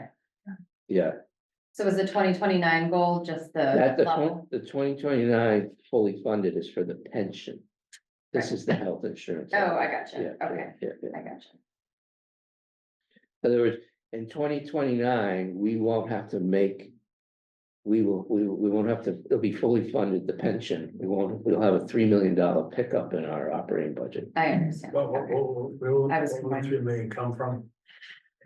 Well, right now, there's a $3 million expense It's just that a payment to line Norfolk item County. today, Yeah. okay, So you're saying, I understand. Two sorry, different. I'm trying to sort of, I was not I apologize. So right now, we're making a $3 million payment every year into the Norfolk County retirement system. That's required. That's not optional. That's, yeah, that's required. You Yeah. have to do that. Okay, and is that, there's a formula based on the number of employees or something like that? In the whole Okay. county, yeah. So they do that too, the Norfolk County. Okay. That's. But how It's does been it going go? either. Don't get them going. So you're saying, no, that's actually what I was going to get to, so you're saying This last year, I don't remember the. there's. So a bunch of really smart actuaries like you have decided, I'm not an actuary. okay, that by 2029. That's gonna be fully funded, even though we're gonna have employees, we're gonna keep retiring. We keep paying, that 3 million has been a catch up to get us to the fully funded That's- amount. That's the unfunded Yeah. piece. So in other words, they made promises to, former employees that they're gonna pay a very, they've changed the benefit too. They've changed, but they made a promise to a bunch of former employees for benefit. And since then, Health insurance. they're self-funding, like the employees now self-fund a lot of their retirement pension. Right, It wasn't always like that. Those employees are still alive and we have to, Right. fund their. Grandfather did or something. So Yeah, they yeah. paid 2% of their salary into the pension system. Then, that's anybody prior to, when was I hired? Prior, I think it's prior, 86. George was on, so she can correct me if I'm wrong. In 86, it changed to, for example, I pay 9% of my salary, up to the 30,000, I pay an additional 2%. So I'm paying essentially 11% of my salary into the pension system. You and Brittany are paying much more than that, so that's been gradual, so we made all the benefits, the people who only paid the 2% in. But that line, We're kind of excited for 2029, yeah, it might celebrate a little bit, yeah. so, Because that okay, unfunded part will go down. so this payment Okay. doesn't cover current employees hired this year or anything like Right. that. This is just for people who are probably long since retired. they got a good deal. Who- It's a catch-up, yeah, Okay, it's a got catch-up it. payment. Thank you, now I Yeah. think I better. So Yeah. at 2029, is there still a contribution? It's just significantly less? Yes. Okay, Yeah, it'll be what, by about, Yeah, it's Yeah. literally like $3 million difference. yeah, Yeah. okay. yeah, There's still an assessment. I think we pay like 3.4 now and yeah. maybe there's a big difference. Well, but- that's exciting. I didn't understand it, so that was very helpful, thank you, so. So in 2029, they've costed this out and they really think we will all fully caught up. On all the previous employees who were only having to pay 2 or 3%, whatever that amount was. Okay, Now, there's we have put in the language here, it's through the full funding date. Yeah. And we've disclosed that the latest projection is 2029. They- Or just, They could, slide that. it's such a short window, they could come back and say, well, it's probably another year. They're not gonna come back and say it's 3 more years, No. but it might slip a year, Okay. or 2 maybe. But we're still gonna party like it's 2029, just saying. When you have, if you die, or is it set like for your estate, just curious? So it's a defined contribution plan, so Yeah. you pay in, the town pays, and then depending on when you choose to retire based on your age and your years of service. Will be what you get for your pension, Oh, it's not paid like through your life, it's just. once you retire. Once No, you once you retire, you will take that payment. I see. Some people, there's different variations you can take, but it pays you until your death. So. Yeah. Yeah. So the Sorry, I just really didn't understand, thank you. The Yeah. second item. I'm gonna send you a link to the Norfolk County system, which has a great explanation of all of this, just for you to poke around and it might make a little more sense, Okay. the way they say it. And then you can say you used accounting service. Just got our light motif for the year. It's just so I understand, the second part of this though is the health insurance. That's The the, OPEB is health insurance, Okay. yes, yep. What you're putting in policy is to keep the contribution stable at 551. Right, and that's the voluntary. and then once we get to full funding, we would go That's back fine, to that's 5%. the time back in. Yeah, Okay, yeah, that is to alleviate the free cash that's currently funding that. Yeah, like if it goes up 5% every year for the next 4 years, we'd be up to 600, you know, Yeah, it's gonna- 700,000 or over 600, I think. So. You know, You said that some towns don't make this 500, whatever it is for their town, don't make this $551,000 payment. okay, the amount of it is totally judgmental. Right. They, some towns put, you know, $100. 100,000, $100. Westwood's putting $1 million in theirs. Yeah. But, you know, Wellesley borrowed all of it. but we're not Wellesley or Westwood, so. Got it. Yeah. But for the towns that are doing very little, are there any negative ramifications for those towns? Yeah, eventually they have to, they're Yeah. gonna get a big health insurance bill. Yeah. The point is having money in this is to offset the health, when the health insurance premiums come due. Take the money out of this fund and pay for it. It doesn't go into your operating budget. Got it. Okay. You've invested it in this fund and it's grown and, you know, that's the theory. So, all right, so let's, I didn't understand this. so let's move on. You know, and just to make a point, because we're talking about the reserves, we're talking about, you know, talking about, okay, putting money aside. It's not arbitrary in the sense that, and we'll get into this in, on debt. But this impacts the financial position of the town, which impacts the cost of our borrowing. So this, having the policies is not just an arbitrary, let's just put money aside and don't worry about it. It has a benefit Yeah. to reducing the cost of the borrowing that we do within the town and our bond rating. Right, So when the financial people come in for the bond ratings and they say, okay, what's your policy and what's your position and what's your reserve position and are you prepared for the eventual event that will come? That's gonna have an impact on our ability to borrow and our cost of that borrow. So Right. keep that in our. yeah, and it'd be. I don't know if we'll ever get there, but a great goal would be to get a AAA rating. Yeah, we're AA1 now. We're AA now, Westwood's AAA, And they, Durban's AAA. trying to think of what year it was. I'm gonna guess it was 2019.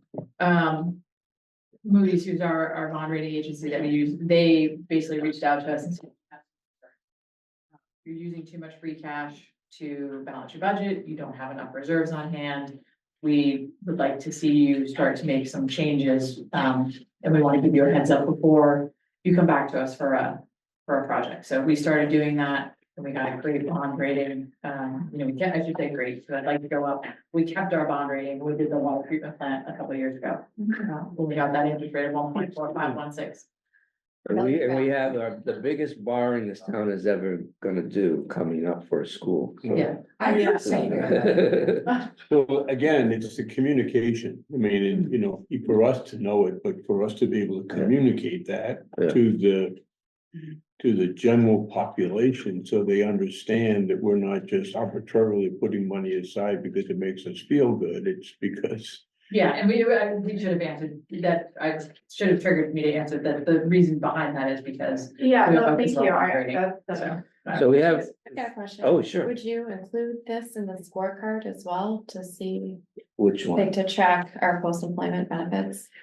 Well, Or is it- I. That will influence the rest, you'll see things change. Yeah, I mean, I did think about that, but I'm not sure on the pension plan, there's not really a metric that you measure. We just have, it's required, we have to. The pension, yeah, we don't have a We have choice. to fund whatever we do. And on the OPEB, we're sort of in this interim period, so I felt like. If the policy's to fund at least the 551, what are we gonna measure? It's going, yeah, we we could make this, we could add another dozen tests to this. Right. Yeah. But I'm Just trying to knowing keep how it much to will one page, influence yeah, Everything else, at some point. yeah. Well, so Or when, how we state how and why we get there. yeah. It's all tied together, I agree. So, yeah. I thought these were the most important, that's why they're on there, but, so, let's talk, it's a good segue to debt. And get through debt. There are some changes here. We've never had a debt policy. So this is new. And there's two components to the debt policy. There's debt that's within the operating budget. And then there's debt that's outside of the operating budget. It's called exempt debt. And most of our debt is exempt debt, where we have to get an override approved at town meeting. But we do have some debt that's within our operating budget. First, there's some leases that we lease vehicles primarily, I think, right? And so, and you know, generally, I think it's a good policy to have something in your operating budget for debt, because as it gets paid down, you could, without going through an override, you can replace it, as well if you have a policy, right? So instead of letting it get eaten up by other expenditures in the operating budget. So that the policy I came up with was 0.5, less than 0.5%, 0.5%. We're at 0.37. We don't have a lot of room in our operating budget. Historically, we've not been put a lot of debt in the operating budget. It's always been overrides and exempt debt. And then the other test is what should the overall, when you take the exempt and the debt in the budget and you add that up, what should that level be? What's a prudent amount of that? And from what I can see, other towns that do have a debt policy, this 10 to 12% is a sort of range that some towns had of revenues. And so as your revenues grow, you have more capacity in your operating budget to in your metrics to take on debt. And so we're at 3.68, you know, a lot of room there because we haven't taken on any new debt and it continues to pay down. But I did, you know, the question everybody's going to ask is, well, what about the school if we borrow for a school? And so we put a pro forma number in here, which is basically it takes what our projected debt service is in 2027, and it adds to it 5.5 million of debt service for a bond offering on a school. And the 5.5 million is the high end of the modeling that I had done for a school. And that's still below 12%. And that is 10.12, yes. Yeah, so it's you know, it's a debt, you know, debt's a crazy thing because you know, in the first few years of taking on debt, you can really spike these ratios, but the key is to balance it over time. So anyway, you know, that one, you know, is within, you know, within the guideline.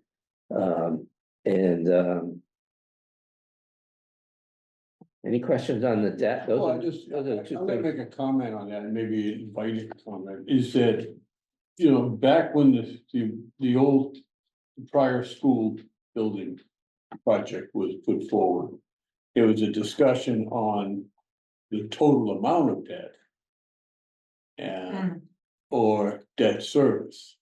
And really there was more discussion about the total amount of debt. Yeah.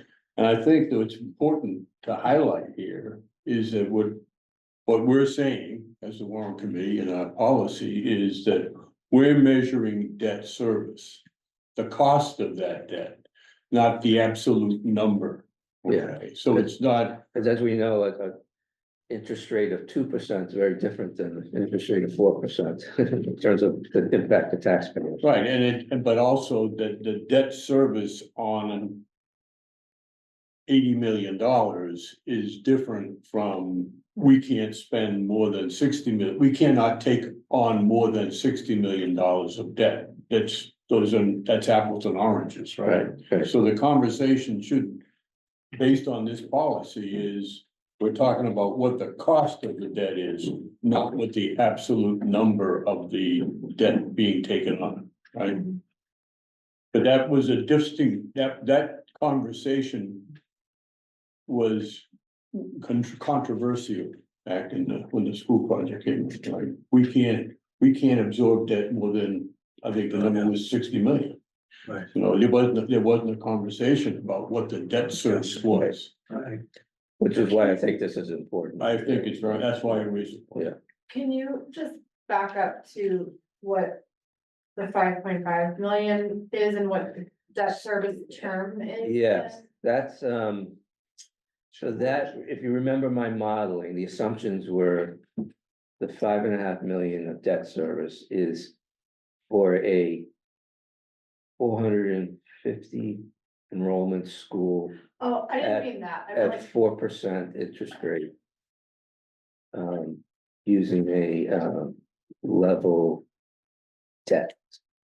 Level debt assumption. It's basically a mortgage payment. When you The think, mortgage, it's basically the yearly payment on that. yearly, that's what I was Yeah, getting at. yeah, Okay. yeah. yearly, Yeah, that's okay. the yearly debt service, right, 5.5 For how million, long? 30 years. 30 years. Okay, all right, okay, thank you. That's what I was missing. So, because being a problem is what I am. There are people who come to our meetings, school building committee meetings, say, what can we do with the FAF center? Or can we take the old Dale and make it into the new FAF and stuff? I don't, we students say, not our job. This is a school building committee. We're dealing with a new school, thank you. And we try to push that aside, but there's gonna be a push of some sort, I think. Try to do something with FAB. Also, we're probably 7 to 10 years away from needing to do something with Wheelock, which is pretty old, built in the early 60s. So I'm just worried. I'm not disagreeing with anything you've written or proposed, but I'm saying I can see opportunities for more debt Yeah, of the override type coming down the pike. And well, might that push us above the 12%? my answer to that is that We can only deal with this. I've written into the policy that we will review this every 3 years. So Okay, I think we're okay for 3 years. sure. We still be here. We're not missing you. No. Yeah.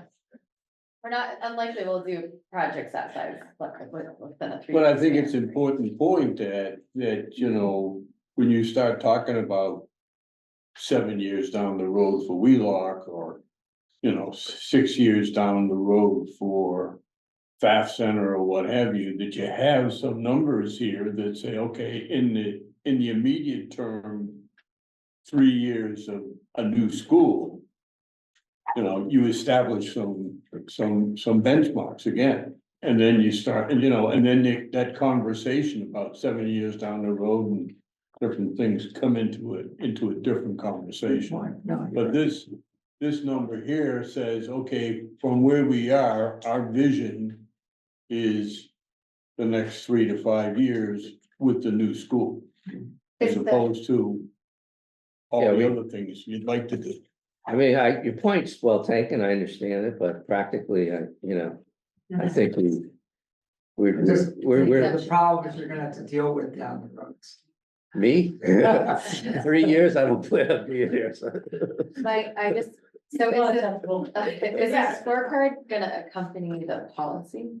Yes, I think the forma is great to have in here, but I would take it out if it's gonna be the shell of the policy, otherwise you have to. okay.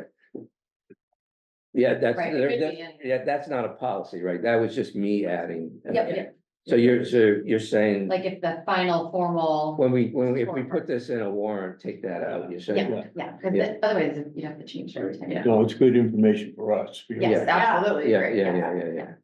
That's a good point. Okay. So, the.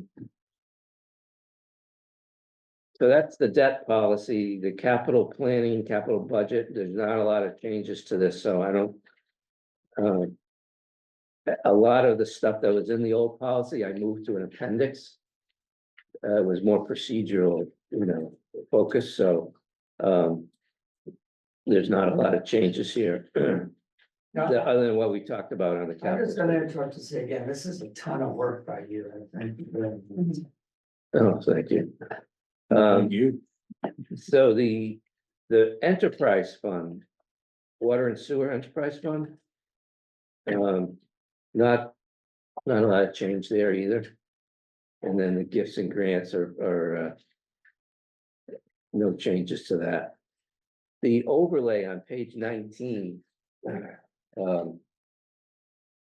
don't know how to approach this, I guess. So this is, I never really understood the overlay until like last year, but it's basically an account that the Board of Assessors oversees to give rebates, and they actually, the tax work-off, senior tax work-off program goes through this.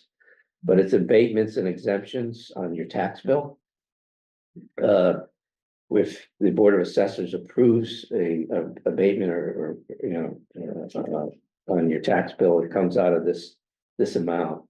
It is not it's not subject to town appropriation. So it's a little weird because it's decided by the Board of Assessors.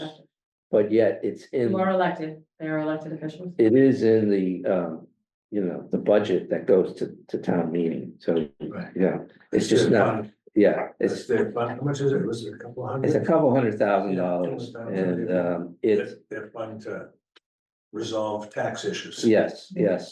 And the senior tax work-off program is part of it, Right. and so. Every year they look at what they think their liabilities are. And they look at what's in this fund. And if they have an excess or surplus, they designate that as a surplus, and it goes into this special account called surplus. And if it's I not, mean, they roll over their own funds Yes. themselves. yeah, well, it goes into the special account called surplus, and if it's not used, appropriated by the end of the fiscal year, it goes to free cash. So we have had amounts go to free cash, over the years. One year it did get appropriated, so they do this like in the springtime, and then before town meeting, if they can get an article to town meeting to use the money for something, they will put an article there. And if you remember the police collective bargaining agreement, the retroactive piece of that was funded from the overlay surplus 2 years ago. So Is this, there was an article on town meeting. but is this fun for?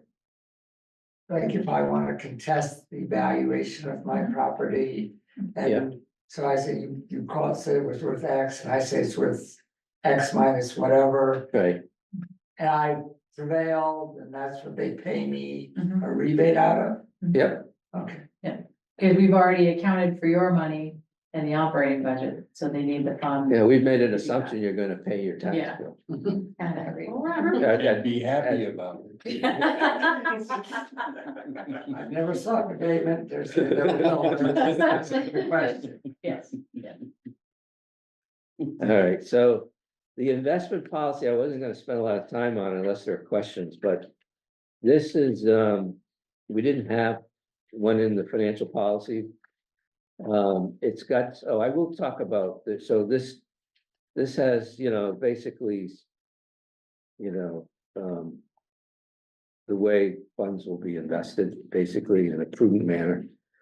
There is some reporting requirements here that at fiscal year end, once a year, they will submit to us this was, I think, a point Ed raised on the general fund operating account, like a monthly roll forward of receipts and expenses. So we can see the balances in that account for the year. Okay, It'll probably come in handy when we review the estimated interest income, you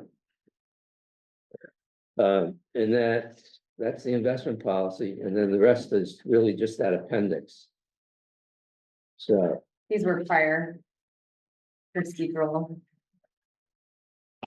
Yeah. Ways that we had. yeah, these are all, they weren't changed at all, they were in the existing policy. Yeah. Now, you'll notice this has been organized into sections, and after each section, there's like, endorsement signatures from our committee and the select board. And, there, it was done that way so that in case we want to update just one section, we just get signatures for that one section, you don't have to do the whole thing. And the one question that's come up is why Chris Potts raised this question, why doesn't the school committee sign this and endorse it? I know when we did the last policy back in 2022, that question came up. Mhm. And I believe the answer came back was that they were comfortable doing that. That was my understanding. I'd have to go back and Yeah, let. that they feel like this is a little over their, outside their, you know, Outside their area of expertise or jurisdiction, and so. Now, having said that, I did send a copy of this to Tim Knight. Great. He said he thought it looked great, you know, that he liked the scorecard, but he did say, I'm not an expert in this area and, you know, to defer to you. But he thought it was, you know, the transparency was good. I did give a copy to Mike LaFrancesca and to Jeff. So, I did talk to Mike, he's fine with it. So, I mean, you know, there's at least, you know, engagement of them being able to make a comment if they want, on it, so. But that was, I mean, is everybody comfortable with that approach? Yeah, I mean, I think I am in terms of, you know, we're responsible for the document and the process.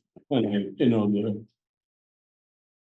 in the select board, I think there are a lot of areas in here that don't pertain to the schools.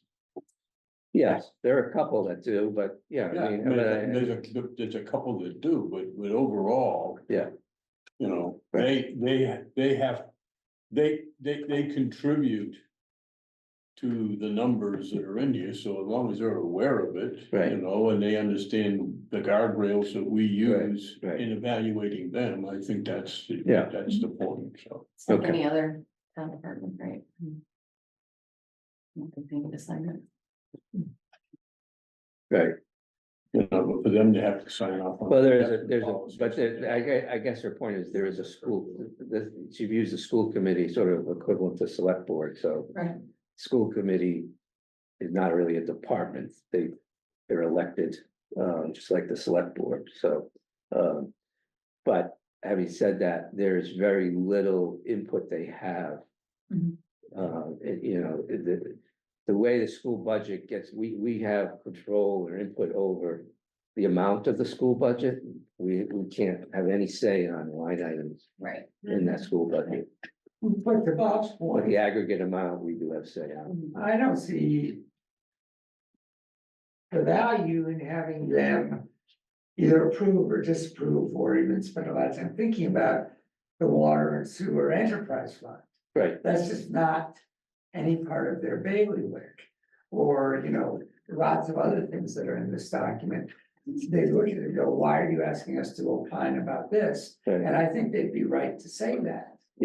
That's kind of what they've said in the past, so I just assume that's what they would say again. Well, I mean, I think as long as they're. And I've given them the chance to comment, so. Yeah. Yeah. No, they understand what the parameter, they understand what we're working under. Yeah, And they understand where the guidance that we provide them Yeah. is based upon.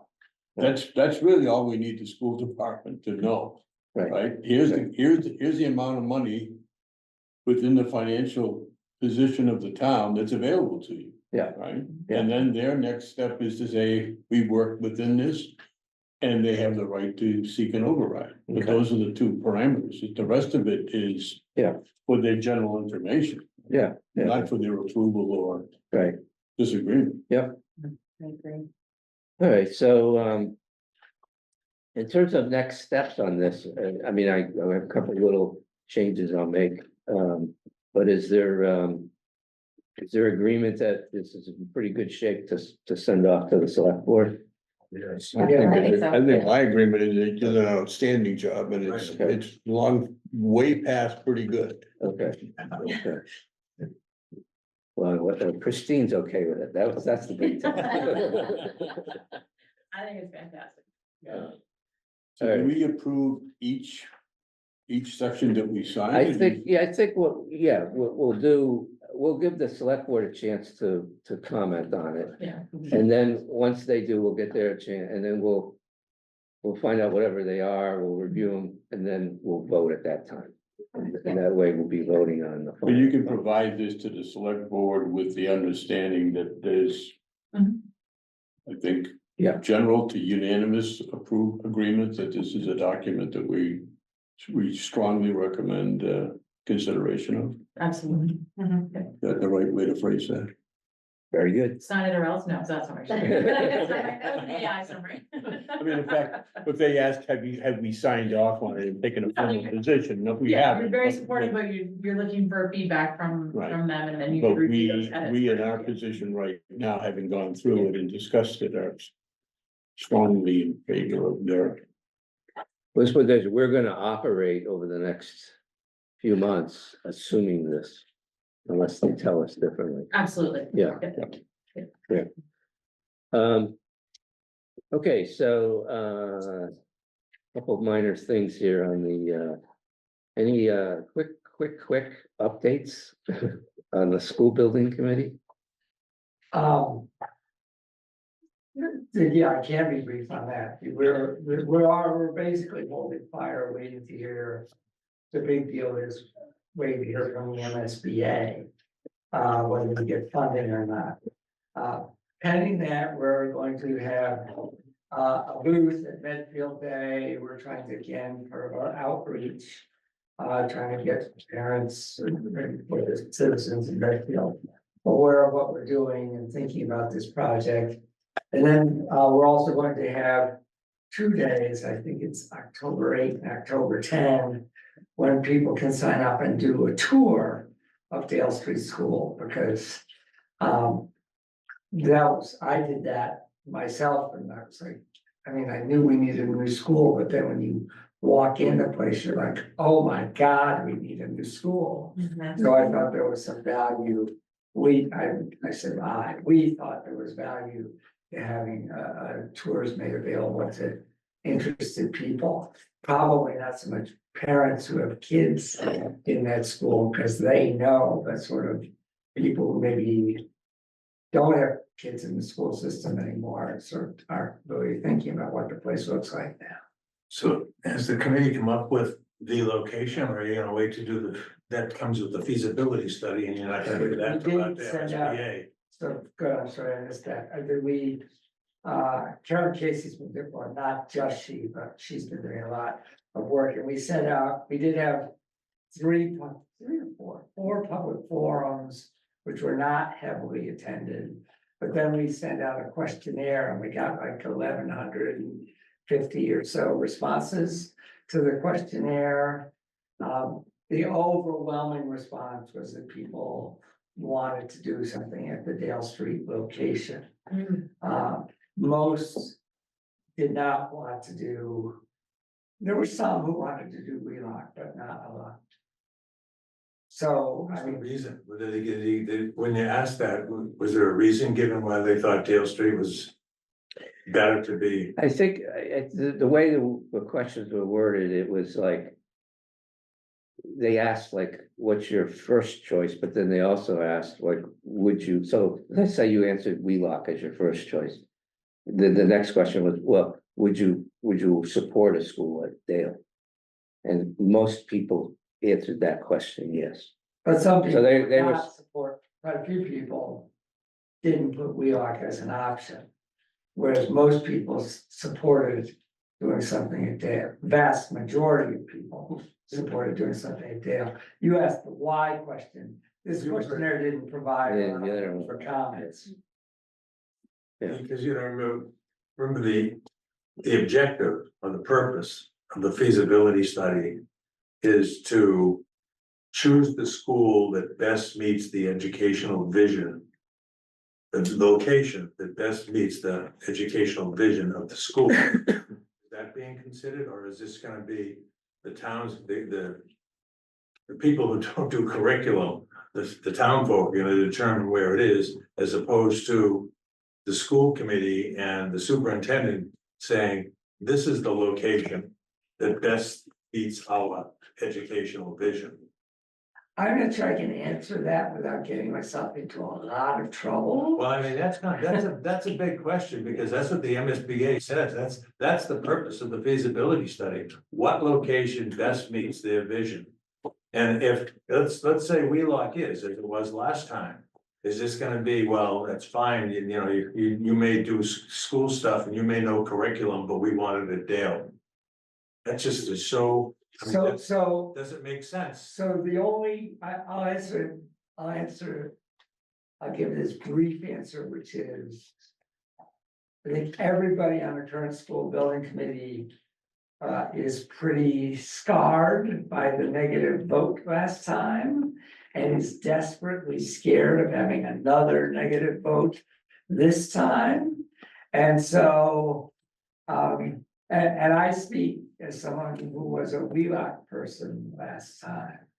So I guess. but- I think we could we'll all have opinions on this later. I think, you know, but that summary is good. I don't necessarily agree or disagree, but I think the probability is they're gonna go with the direction that'll get the votes. Yeah. And then That's gotta be the answer, that's my perspective. I think that's how it's gonna end up. That's how it's gonna end up. That's the tail wagging the dog, but Well, that's just my That's opinion. okay. That's the tail wagging the dog. Let's, I don't strongly disagree with you, but we Yeah. gotta get a school, Yeah, I think. no, I know, yeah. okay. And then, so, is that it? That's it. Okay. Brent, anything on the capital budget committee? Yes, we met on August 21st. So at that meeting, the chair unveiled a new capital request form for non-building expenditures, which should be helpful. So in addition to obvious things such as the cost and purpose of a request, we'll have a sense of the life cycle or lifetime of this capital piece. Remember, this is for anything that's not a building, mostly cars. The funding sources that are expected to come into play, benefits to the town, but more importantly, impact if not funded. As estimated by the department making a request, what alternatives were considered. The impact on operating budgets going forward, and then there'll be appended with supporting documents such as estimates. Proposals and so forth, so looking forward to seeing that. That's great, yeah. We've gotten that mostly from word of mouth. We did not always get some kind of documentation for the dollar amount, but I think this will be good to see. And I believe that's going to be starting with just FY 26 requests that are new, and then maybe FY 26 requests that are already in the capital improvement plan, but not necessarily for future year expenses right away. Just So they're a lot of gonna paperwork. kind of phase it in, yeah, it's a lot of work to do all that, hey. Which the chair promised that a long sought review of sort of this notion of when we buy a piece of equipment, which we expect you to be coming back to ask us for equipment again. There was a notion of doing a complete inventory essentially of all the equipment that we have, and so where are they on that life cycle process? That's, I think, is underway, and so we got the sense that at a future meeting soon, we'll have a a summary of that for everybody to think about. There was discussion of the financial policy, so it was mentioned here about this sort of roughly average of 3 years. Previous year expenditure, the chair mentioned that, I don't know, I'm sure he's in touch with you about this, but. You know, he might have liked to see a more definite dollar amount, approximating $1 million, which seems to be where we're at. From year to year, last 3 years. In listening to him speak about that and thinking about the capital improvement plan going forward, you can imagine there could be some tension about achieving that on a year-to-year basis as it is now. But I'm sure that this is something we'll be discussing when we get to free cash and so forth. There was a first look at the sort of, update of the 5-year capital improvement plan. What I saw had 19 individual line items, 9 of which were seeking FY26 funding at about $1 million. So it's about what you'd expect. We'll begin a process of looking at each of those from the point of view of the department chairs. We're about 6 hours in meetings scheduled over the next 6 weeks, an hour and a half on Thursday. So that process is intended to conclude as the policy states mid-October to make a recommendation to the select board. So we hope that we'll have that a little sooner than maybe last year. Okay, very good. Wow. That's It's great. not me, it's the chair. It's locked, right. Did he say he's looking for $1 million commitment to spend? I think what they would like is that at the end of the whole process, when dust settles and we make our final transfer from free cash and whatever, in this case, last year, ARPA funding is put in, and we'll begin the next fiscal year with $1 billion. That's the hope. And that's been Well, that's plus or kind minus of, that's, 100,000 roughly where we've been. last that's, 3 years, that's so. that's the goal of what we're trying to get to. But I think But Joe, there's 2 pieces to that, right? There's how much we put in for free cash, but there's also how much you spend, so. Yeah. We have to meet in the middle there somewhere. So this year probably will come in, looks good. I think there's a year or two going forward, where just the way things align, that's be more difficult. Well, that would be helpful to see that view. Maybe you could share that, maybe. you Of course, could it's in share- here too, Oh, it's in is the it in there? CIP, but I mean, Okay. and that's something that will be probably refined over the next 6 weeks. Okay. as each department comes in, but it's also here, you can see it for yourself. But But if you in that refine it, process of the so- 20-year, that number is generally, it has been kind of worked a little bit more Well, I mean, precisely. People want to make sure they Yeah. get it in to meet that So, I 5-year mean- requirement, and they'll put a big number in, and then as it gets closer, it's like, well, you're gonna do that, but okay, and then. So how you polish that number, Yeah, so I right? mean, it's in 251, 252, and if you compare analogs in the last 2 years, you can see how that's changing. I think the chair wants to focus on things that change. Makes sense, but. Yeah. Yeah, so. We would hope, my hope, my personal hope is that as this new form comes in, and especially as we're reviewing immediate requests. Some of which become recurring requests, that will have greater scrutiny on those dollar amounts, because I think, from just speaking for myself, I would personally like to drill down a little bit more, given, the fluctuations. I mean, if you look at the dollar requests total at the bottom, and it's a little bit confusing here, because not everything's coming from the capital savings. Yeah, that's what I was gonna This say. Yeah. particular table, not so easy to read, there are easier tables to read if you just single out the capital stabilization fund itself.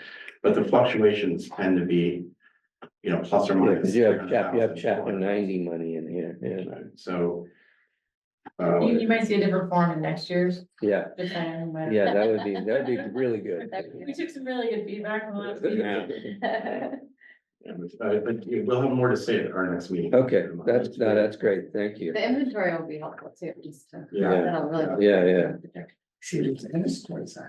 So. Any, It won't be postulous after that. anything you want to add about, financial warrant articles that, or any warrant articles actually, that we might see coming our way? Yes, I didn't bring my printout, I'm sorry. Oh, just from the top of your mind. Yeah, we have, our usual, financial articles. The select board asked me last year as part of my goals to look at, expanding some senior tax relief. Part of what we did was the elementary school tax mitigation fund. There's a couple new veterans exemptions we're thinking about adding in. We'd like to tweak the senior tax work off a little bit, that project. I'm trying to think, I know we talked about them the other day, and I can't think of them off the top of my head. Oh, yeah, the zoning board has got some ADUs, yeah. accessory dwelling units they're gonna have to address based on a housing bond bill. So things like that. I don't have any, significant special projects that have come in yet, but those start to be talked about in this timeframe. Yeah. Anything from town finance, anything? No, we're working, I wanna say Frank's working on the financial forecast, so we'll have that to you shortly. A couple of budget drivers we should probably be thinking about. I've already been notified by fire. We start collective bargaining with them next week. I heard police is not far behind. Seems like we just did. I know, those. once again. Is there fire for this coming Get fiscal through. year? Yeah, so both fire and police expire on June 30th. Oh. Yeah, okay. and that's the problem with doing retroactive contracts, especially for us. It feels like it happens so quick. We Yeah. all thought we had one more year. And I get them to add them. And, Yeah. and the, I forget which union it is on the school side. It's not the teachers, it's one of the other. ones. Service workers. Service workers they started their collective bargaining. Yeah. Are they all three done this year? The term? I think, school workers is done by Dr. Marsden, so I believe they are up this year. I don't know I actually, off the top of my head, don't know what his schedule is. I only have two on the town side, and that's police and fire, and they are both, the same year. And they expire June 30th, so. Yeah, we need to have them offset, so. So the most important news out of the finance department is that Brittany Franklin's daughter was born. Oh, yes. Yeah. Right. What's her name? Anna Rose. And her. Oh. Anna Rose. Yeah. And last week, Everybody so- doing well except for Frank and I. You guys are sleeping. You're not sleeping yet. Everyone's being exposed by Brittany. Yeah. Please, we ask for some grace when you're requesting things. We will get it to you, we promise. So, That's great. yeah, for them. no, it's great news for us. So we're having a baby year between Nick, Frank, and Brittany. We're just keeping it going. So, yeah. Mine was last year, not your. And you, yes, and Gus, it's nice. It's good. Oh, is Gus gonna be? Gus is gonna be a grandpa too. Oh, that's great. Yeah. That's great. Yep.